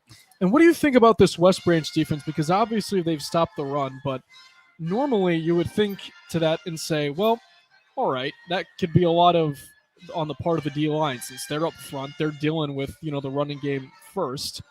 But it's really been the linebackers in the secondary. They've been really stepping up here in terms of tackling, and especially we knew that they could force turnovers, but getting these big physical guys on the Lions to the ground, it's been impressive to watch. Yeah, definitely, too, and how they've been reading Minerva, too, and how they've just pretty much been seeing anything Minerva's been throwing at them. It's pretty much the definition of a good defense by West Branch. It'll take a miracle for Minerva here if they were to come back and win this thing. For Zach Slate's first season at Minerva after spending the last 4 at Perry. 4 seasons at the helm of the Panthers, record of 16-28, 1-3 all-time in the playoffs. Last year for these Lions, they went 1-9. They've already eclipsed that win total by 3. And their head coach, Tim Speakman, as the Minerva alum, spent the last 3 seasons with the Lions. Lone win came week 5 versus Aquinas 16-7, who they beat 31-0 last week. So you can kind of tell that there's been definitely a change of culture in terms of that. Yeah, they beat the same team by 31 as opposed to 9. It's definitely no hit on Coach Zach Slate of Minerva. Like what I was hearing in interviews and what I was hearing from people we met in the stands, there's definitely been a culture change and a program change here and getting people on it. I really like what he said in an interview with another person from our network about, telling these players and telling the school, about leaving a legacy and what do you want your legacy to be remembered for. Absolutely, and it's off to a good start, but obviously on the quest towards a legacy, you're going to have bumps in the road. And if this is for Minerva, if this were to, hold the way it's standing now, that's okay because this is the team in the Eastern Buckeye Conference. Yeah, and I mean, there's always hiccups in the road. I mean, heck, the 95 Indians had a lot of hiccups in the road. Some people consider them to be the best baseball team of all time. Ooh, best baseball team of all time. Really? Not even the 27 Yankees? And, I mean, their pitching was a little bit back. But, well, it was 70-year difference. Yeah. This happened 100 years ago for the 27 Yankees. I mean, you also, on the West Branch's team, I mean, you definitely got Jeremiah Thomas, and he's pretty much close to Kenny Lofton. Oh, yeah. That was a good one. I like that. I like that, Robert. Yeah. Well, here's the funny thing, though. We've been talking about how Minerva has only had, just a couple win seasons a year. There have been years where they've won no games over the course of that time over the last 10 years. What if I told you their last win in the EBC came against these West Branch Warriors? It happened in 2019 in Beloit. It was a 30-20 final, and here's the crazy part. That was their only win in a season they finished 1-9 in. So it's nothing to really write off about. It's just the mountain gets really, really steep in terms of a comeback effort for these Minerva Lions. I mean, look at the Guardians against the Tigers. They came back from, 15-game deficit in the Central, and now they're going to win. That has the attention of a lot of folks here. It is bottom 4 in Cleveland. Rangers are on top 4-2. A Guardians win and a Astros loss will have them clinch a playoff spot.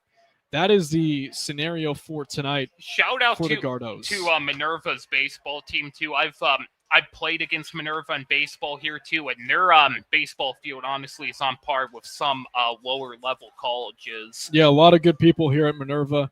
Great hospitality as well. We thank them for having us in on such a short notice. We found out on Monday that we have this game, or that we were going to be calling this one. And typically we know what games that we would be calling throughout or before week one even started. But had a little change of pace, and here we are, and we're thankful for Minerva being so flexible to us. So taking a look at the schedule here, as we're about to kick off here in moments, for Minerva, the road doesn't get much easier. Heck, the road doesn't get easier for either of these two teams. They're facing off against a good chunk of the EBC. Only one is under 500, one team I should say, and that is the Carrollton Warriors, and they're 2-3. So everyone's really in it in terms of the EBC this year. You got obviously Alliance at 4-1, Marlington and Salem both 3-2, with 4 games after this left to go in the high school football regular season. Yeah, there's definitely going to be some tough games coming up here in the Ohio football season, especially this area. We'll step aside 10 seconds.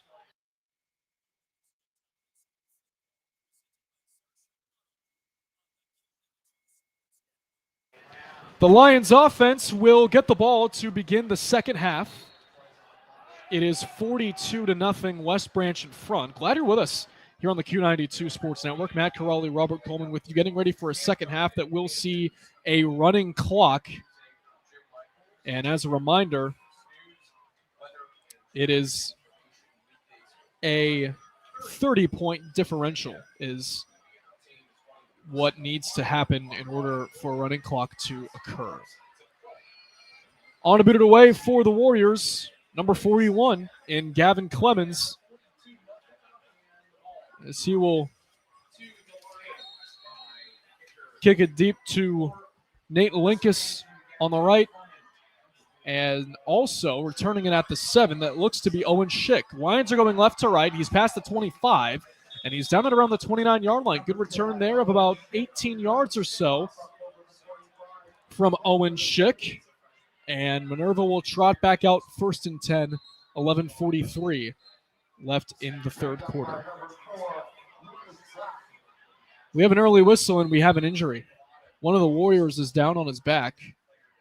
Oh, dang. And we don't want to speculate, but we'll keep you updated. Looks to be his left leg, though. Yeah, that's what they're tending to. We'll step aside as they tend to one of the injured Warriors. We'll tell you who it is on the other side of the break. You're listening to High School Football on the Q92 Sports Network, powered by the Sarshone Auto Group.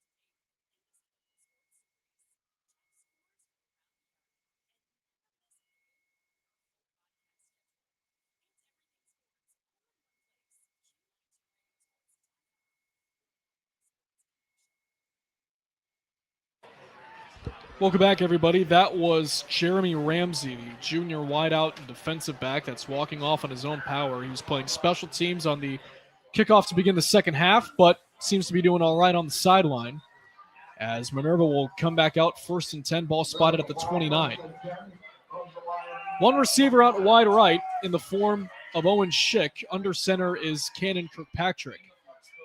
West Branch shows a blitz. They only rush 4 as the ball is handed off to Linkus as he's brought down at the 30-yard line. Gain of 1. It'll be 2nd and 9.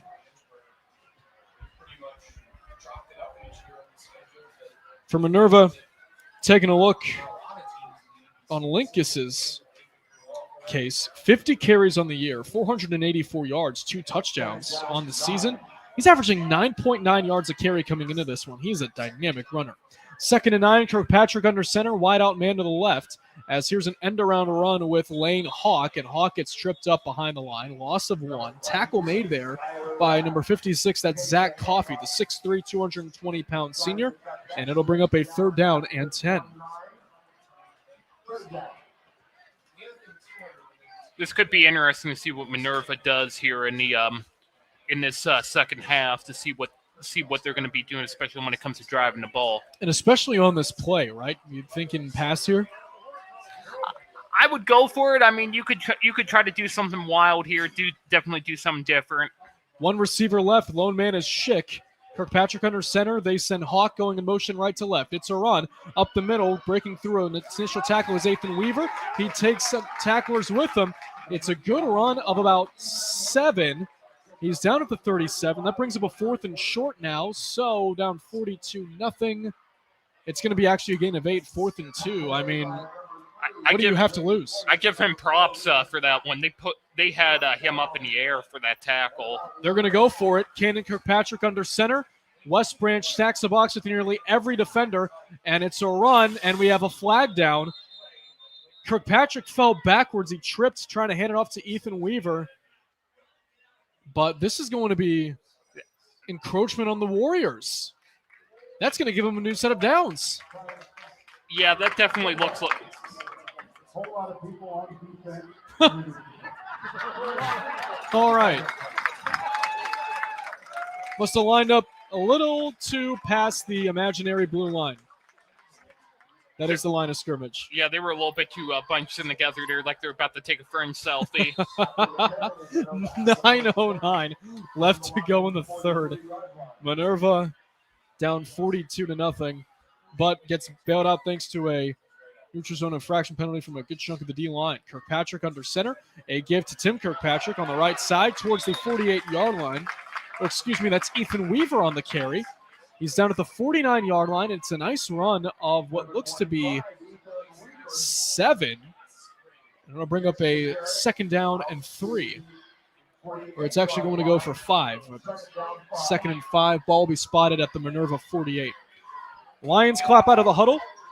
1 receiver lone left. That is Schick. Cannon Kirkpatrick will go under center. The back is Ethan Weaver, the junior. 2 linebackers in the box for the Warriors. It's going to be Weaver, and he is denied immediately as he's fighting for extra yards. The ball comes out, and the Warriors say they have it. Do they have their 2nd fumble recovery of the night? They do. It was Grady Close who came up with the football, and they get it out of the hands of Ethan Weaver, and the Warriors offense will take over. 1st and 10, 8:07 left to go in quarter number 3. Yeah, that was a rough play, honestly, especially if Minerva's still trying for the straight drive down the field. And there were a ton of guys in there. It was just got popped out of the hands, and the Warriors will set up shop on the Minerva 48. Twins left, 1 receiver out wide to the right in the form of Grady Close. The quarterback, Grady Hurst, in the shotgun. Running back, Gavin Marshall at his right hip. They send Gavin Gregory in motion right to left. Warriors going right to left. Hurst throwing for Gregory. Sideline incomplete. Just a misfire along the 31-yard line on the left side. Just a little bit too much towards Gregory's right, and that'll bring up a 2nd and 10. A little too low also. Yeah, just a little bit off target there. As for Gregory, on the season, 18 catches, 320 yards, and 3 scores. We haven't seen kicker Xander Kirkpatrick yet try a field goal. He nailed one from 39 last week, I should say. Here's Hurst on 1st down under pressure. Avoids a sack, dances around like he's Lamar, now goes to his left. Hurst trying to tuck it and run. Now he gets swallowed up. What an effort. But Nate Linkus finishes the job for the Lions. As for Grady Hurst, he made 2 or 3 men miss on sacks, but when all said and done, it's a loss of 4, and the sack will bring up 3rd and 14, 6:44 and counting left to go in the 3rd. 1 receiver left. Lone man is Jake Weingart, trips right. Grady Hurst in the shotgun. Gavin Marshall to his left hip.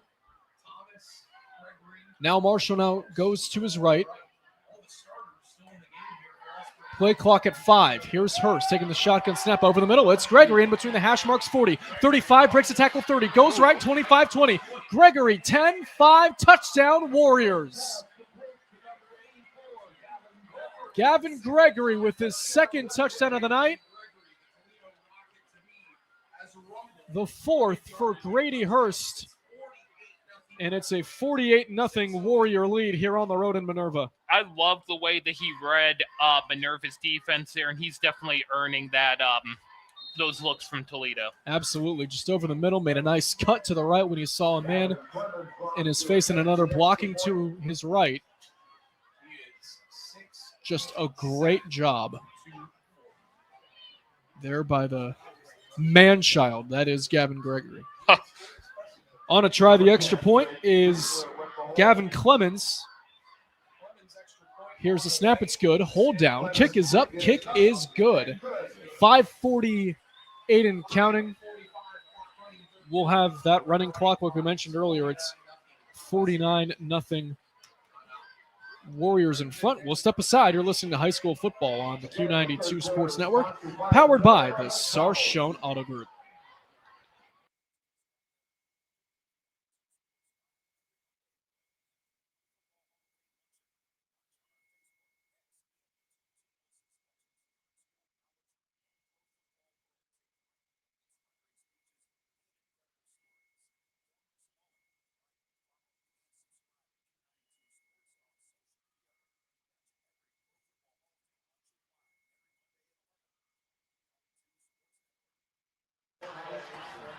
It is halftime in Alliance. Aviators on top 30-21. If things were to stand as they are now, and West Branch and Alliance both win tonight, the Aviators and Warriors will tie for the top of the EBC standings with records of 5-1. They'll square off in 2 weeks in Beloit in week number 8. Matt Corrali, Robert Coleman with you here in Minerva. It's Warriors 49, Lions nothing after a touchdown drive for West Branch after the fumble recovery on the opening drive of the second half from Grady Close, and Gavin Gregory's in the end zone for the second time tonight. Yeah, this has definitely been a fast-paced game, and it's definitely all been West Branch. On to boot it away is Gavin Clemens teeing it up. Back deep for the Lions. To the left is Owen Schick. To the right, Nate Linkus. It's a kick going towards the left, and that's got some leg on it. It takes a couple bounce inbounds, and it'll go out of bounds at the 2. That'll be a penalty flag and will help Minerva's yardage out by a couple yards. I think without that, it would have been a touchback. It would have. Only problem is it ended up staying in bounds, went out, and that's the second time that Clemens had a kick go out of bounds tonight. 5:15 left to go in the third. West Branch 49, Minerva nothing. As the Warriors could be well on their way to a 5-1 start through the first 6. Cannon Kirkpatrick and company claps out of the huddle. 1st and 10, 35-yard line of Minerva. Under center goes Kirkpatrick. They send Skylar Lab in motion left to right. Here's a handoff with Tim Kirkpatrick. He's brought down at the 40. It'll be a gain of 5, 2nd and 5, as they use the right side of the line to their advantage, getting some space and getting some yardage back there for the Lions. And I think it should be said that for Minerva, we mentioned it a little bit at halftime show, but they're going to be all right. Nothing's really going to – this isn't really the panic button because you have Salem next week at home. They're 3-2, as we'll have this play out. 2nd and 5, end around run with – this is Lane Hawk as he's taken down at around the 42, make it the 43-yard line. The important thing for Minerva is having a better season than the season you had before, making sure that every day is better than the previous day, and they're doing that.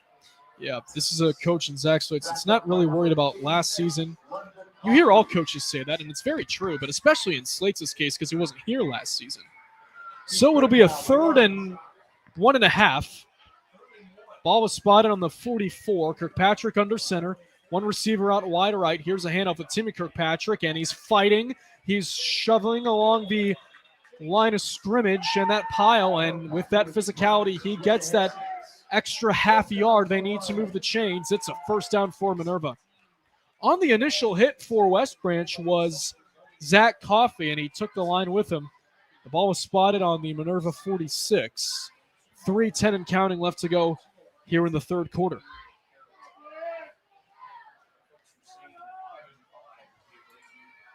Kirkpatrick going under center. Wide out wide to the right, and Owen Schick. The back is Tim Kirkpatrick. It's an end-around run here with Skylar Lab, and Lab is going backwards. 4 Warriors were there.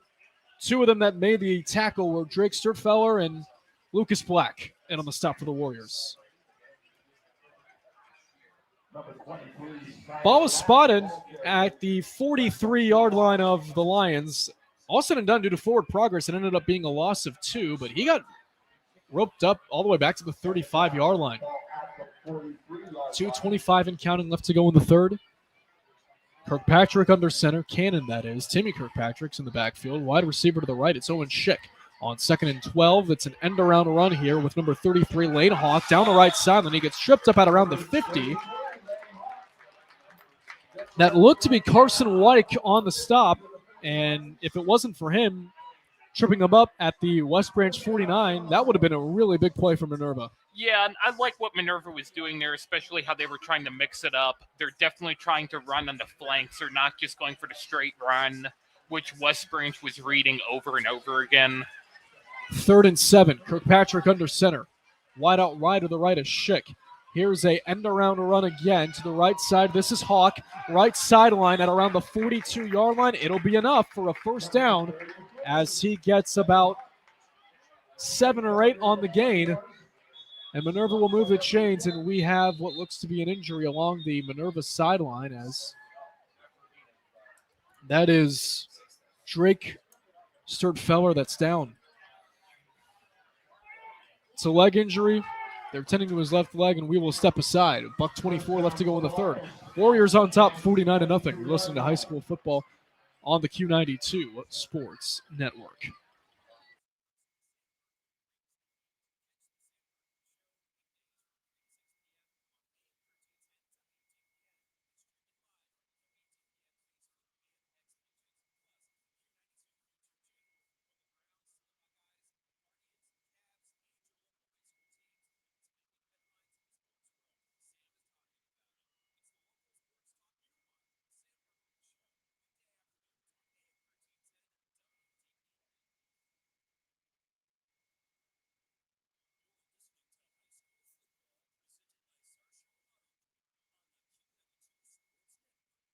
Well, running to the sidelines on his own is Drake Sturtfeller. He seems to be doing all right. Seemed to be just a cramp. Hoover, no Charlie horse. Hoover 14, Glen Oak 14, with a little bit left in the third. And Perry 16, Jackson 16 in the third. Okay. Also just saw Northwest is up 10-7 on the road. If the Indians were to hang on the road, that would give Lake their first loss of the season. Minute 24 left to go in the third. Minerva with a 1st and 10. New set of downs. Ball spotted on the Warriors 43. Cannon Kirkpatrick under center.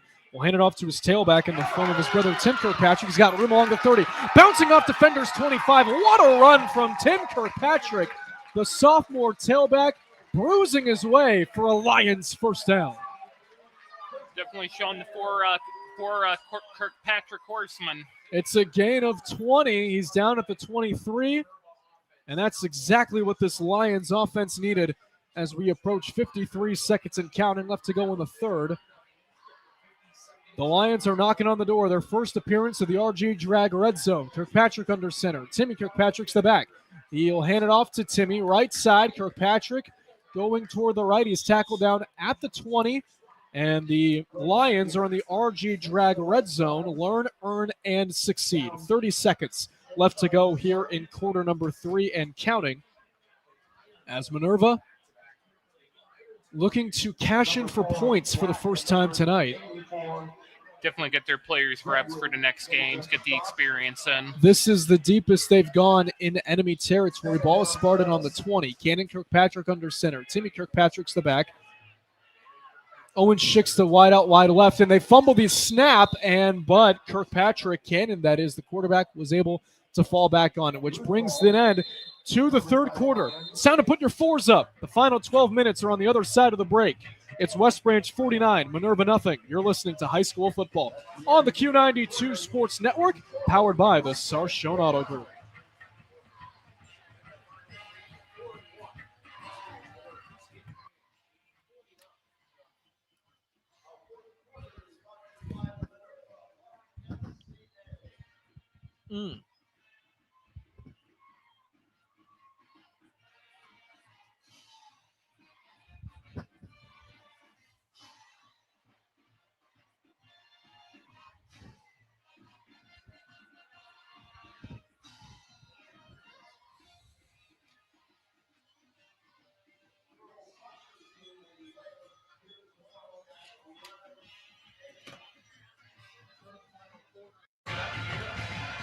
Final 12 minutes are in store here at Dr. Robert A. Stadium in Minerva. Matt Corrali, Robert Coleman with you.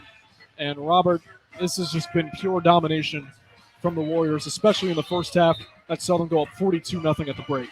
Yeah, as I said in the beginning of the game, I really like the way West Branch was exercising their quarterbacks in the pregame, and it really goes to show, especially for what West Branch has gotten done in this game.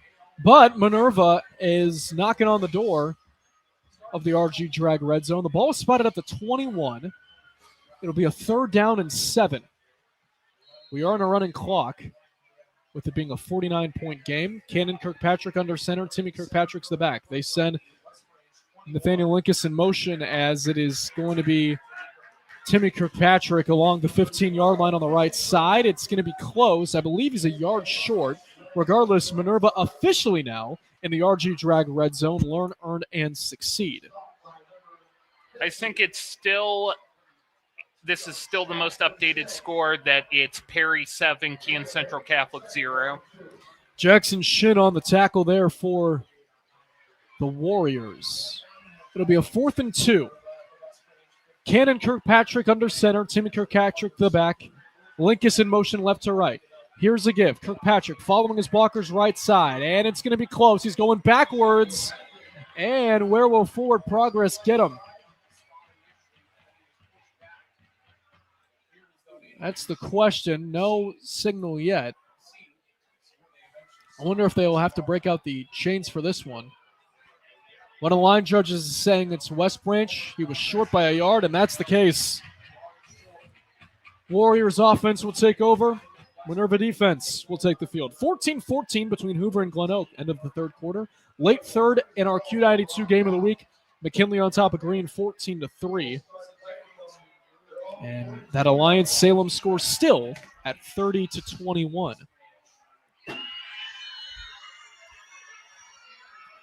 11 minutes left to go in the fourth.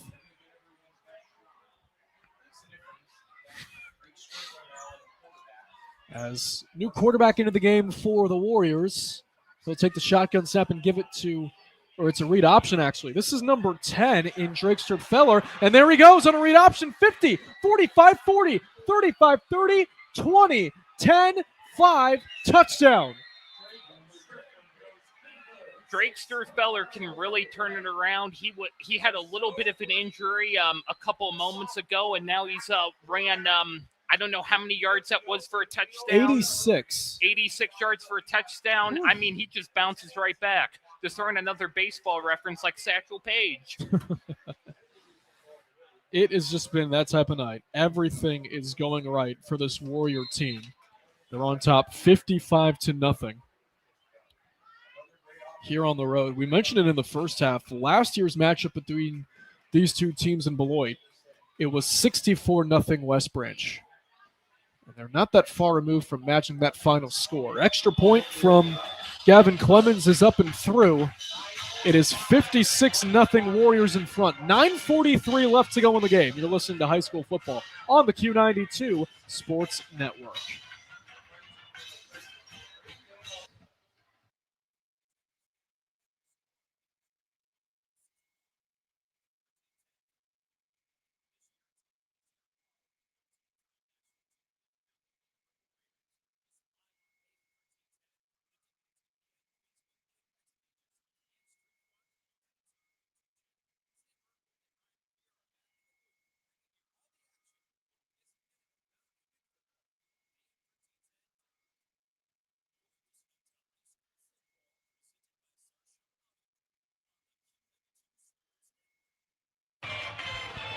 8-touchdown performance from the West Branch Warriors tonight. They're up 56-0. And Robert, with 9:43 to go left in the game, this has been a real statement. There's been a lot of hype around this Minerva team, and rightfully so. But this is the team that has won the last 5 EBC titles, and they're kind of proving, hey, I know it's a crowded year this year through the first 5 games, but don't forget about the champs. Yeah, they're definitely showing that they know how to develop their players. They know how to execute. They know on the side of the defense, too. You know, you look at the in the 95 World Series, Cleveland versus Atlanta, the big key of why Cleveland lost was defense. Pitching was overhitting. And that's the same thing tonight in this football game. And this is a very experienced team that has had exposure to big games, as the kickoff from Gavin Clemens goes into the end zone for a touchback. Last year, this Warrior squad went 11-1, unbeaten in conference play, a perfect 5-0.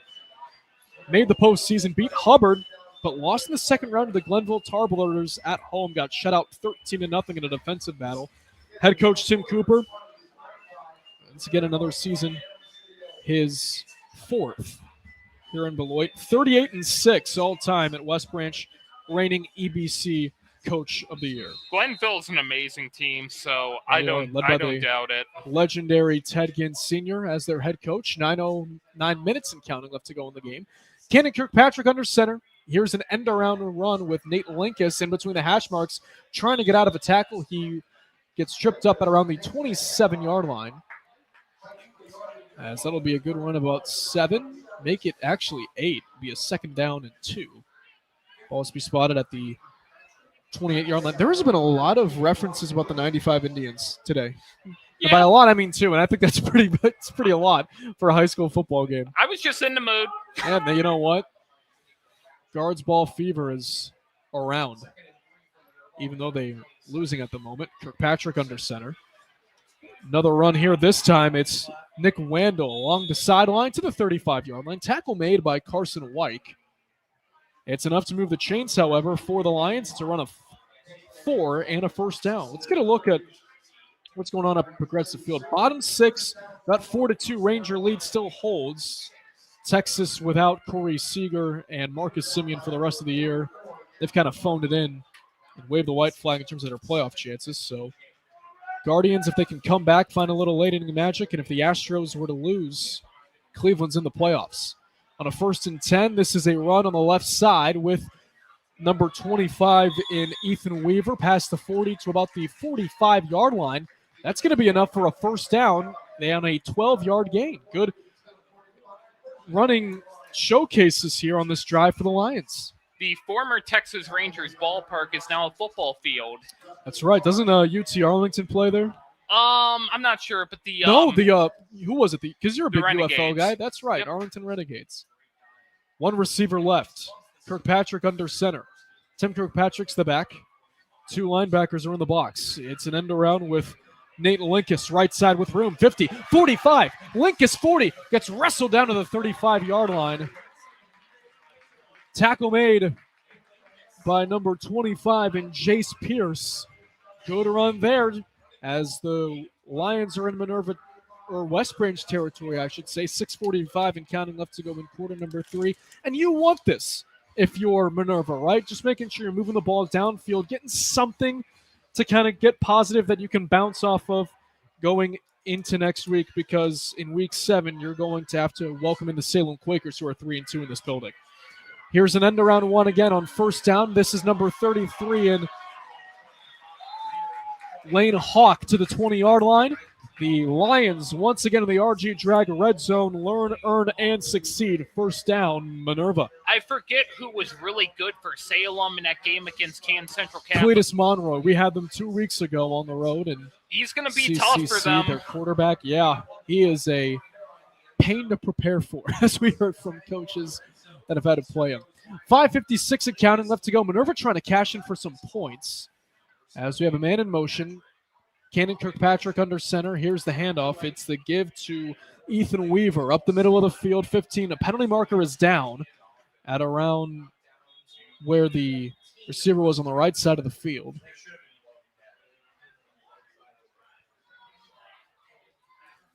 Not really sure what the call is, but we'll get an official declaration here. On the offense. 5-yard penalty. So they go chop block here on one of the Lions. Didn't really make it out who it was. But regardless, we'll set it back up. 26-yard line is where the ball was, or 24, I beg your pardon. Cannon Kirkpatrick under center. Sent a man in motion. This is Nate Linkus around the right side. 25, trying to cut it back the other direction to his left. He gets wrestled down around the 23-yard line. They're going to give him another yard. 22-yard line is the spot. It's a gain of 2. It'll be a 2nd down and 13 here. As we hit 4:38 and counting left to go on the fan, we ask you fans to stay tuned to the high school football postgame show. We'll give our reaction analysis to this matchup. We'll take a look at this, one final look at the scoreboard around Stark County for Week 6, and we'll wrap it up here from Dr. Robert H. Hines Stadium in Minerva. Here's a give, and getting immediately wrapped up by number 61, Tyler Sproul, for his first tackle on the night. It was Ethan Weaver. And that'll bring up a 3rd down and 15 here. Or I beg your pardon, a 3rd and 14 on a loss of 2. McKinley is on top of Green 21-3 with 43 milliseconds left in the third quarter. Milliseconds? No, 43 seconds. Just joking. Almost like, I didn't remember Hall of Fame Stadium having a basketball clock like we do here at Minerva. 43 seconds. Trek of seconds. That's niche. Here's Linkus on an end around to the right, 20. 15 down the sideline, 10. He's out of bounds at around the 10-yard line. Alliance 36, Salem 28 in the third. Okay, Alliance on top of 8. You can hear that game with Sam Berkman on AM 1310 WDPN and right here on the Q92 Sports Network. Louisville 14 and Canton Central Catholic 0 in the fourth with 10 minutes to go. All right, another defensive battle. If you missed it during the halftime show, we were talking about it. That game ended 7-6 last season between Louisville and Central Catholic. 4th and 1 with under 3 minutes to go. Cannon Kirkpatrick under center. The give to Weaver up the middle of the field, trying to bounce it. Can he get there? And it's going to be close. He tried to bounce it to the outside after the middle was just clogged up. And it'll all depend on the spot. And they're going to give it to him. 1st and goal, Minerva at the 9-yard line. First goal to go situation for the Lions, and it comes with 2:29 and counting left to go here in this ball game. Hey, in this game last year, they didn't even score a point. And now they have the opportunity to do so. It is still 56-0. 2:19 and counting left to go. But Minerva can find the end zone for the first time tonight. Here's Cannon Kirkpatrick under center. The back is Ethan Weaver. They send Linkus in motion right to left. Here's Weaver on the run. Right side, he gets tripped up at around the 5. And he's going to be spotted down at the 6. Gain of 3. 2nd and goal from the 6 upcoming. It's going to actually be spotted at the 5. Apologies. It'll be a gain of 4. Buck 47 left to go. We thank you for spending your Friday night with us here at Robert Hines Stadium in Minerva between the Warriors and the Lions. Kirkpatrick under center. Weaver the back. Here's Kirkpatrick on a give. Under around. Linkus right side. Nathaniel Linkus fighting. He's going to be brought down at around the 2. Maybe the 3. We'll check and see a spot. And it's going to be spotted down at the 4-yard line. Minerva trying to ring the bell and get some points on the board. Ball spotted at the 3. 1:03 and counting left to go in the ball game. Minerva claps out of the huddle. Kirkpatrick under center. Listen to these fans cheering on their Lions. End around with Linkus left side. Touchdown, Minerva!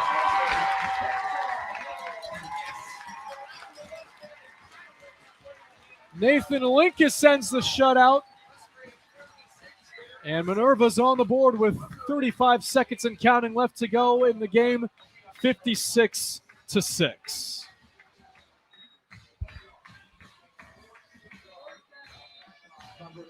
So since we're in a running clock, we're at 22 seconds left in the game. Extra point from Xander Kirkpatrick is a bad snap. Kirkpatrick tried to grab it. He can. It's recovered by West Branch, and the officials rule it dead as we have 10 seconds remaining in the game. That'll be the final play. And the clock is now stopped with 7.8 seconds remaining, as they will have the ensuing kickoff to boot. So it'll remain a 56-6 final. All isn't lost for Minerva, especially those in the student community. It's homecoming this week. They've got the homecoming dance tomorrow, something to look forward to.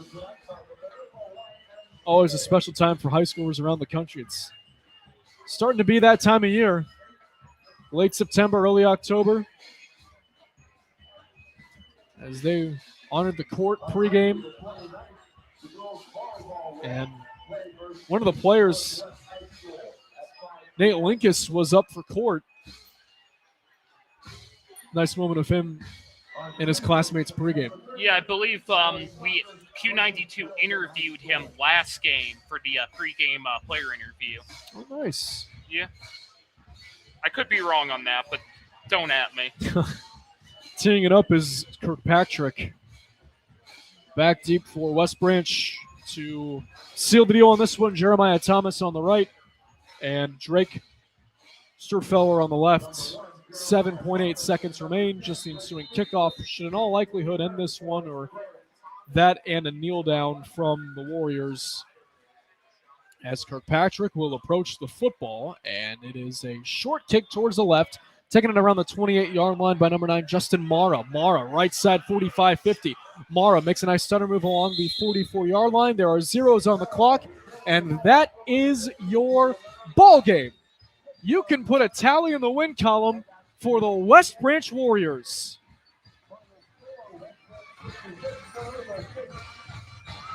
In a highly anticipated matchup of 4-1 teams in the EBC, the Warriors come into enemy lines and win a wire-to-wire ball game by 50, and the final score of 56-6. We'll step aside and wrap things up, as we will, on the other side of the break, go into our post-game show.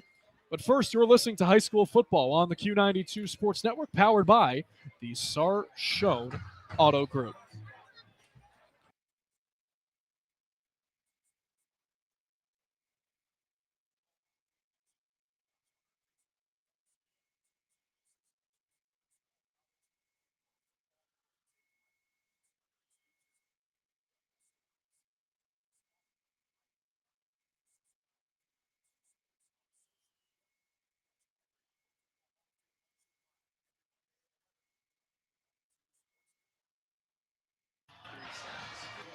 Welcome in to the High School Football postgame show on the Q92 Sports Network, as West Branch wins it 56-6 over Minerva tonight. Matt Caroli with you here inside the press box of Robert Hines Stadium. We'll take a look at some scores in and around Stark County here in week number 6 of the high school football season, as it was a busy one here in the final Friday of September. Jack Andis had a 29-yard keeper for a touchdown. Hoover is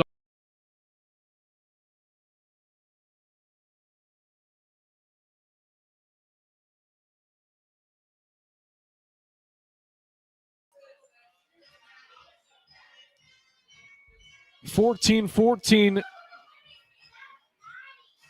or I beg your pardon, in the third quarter, still Alliance on top 36-28. Canton South on top of Orville 37-27. Perry on top of Jackson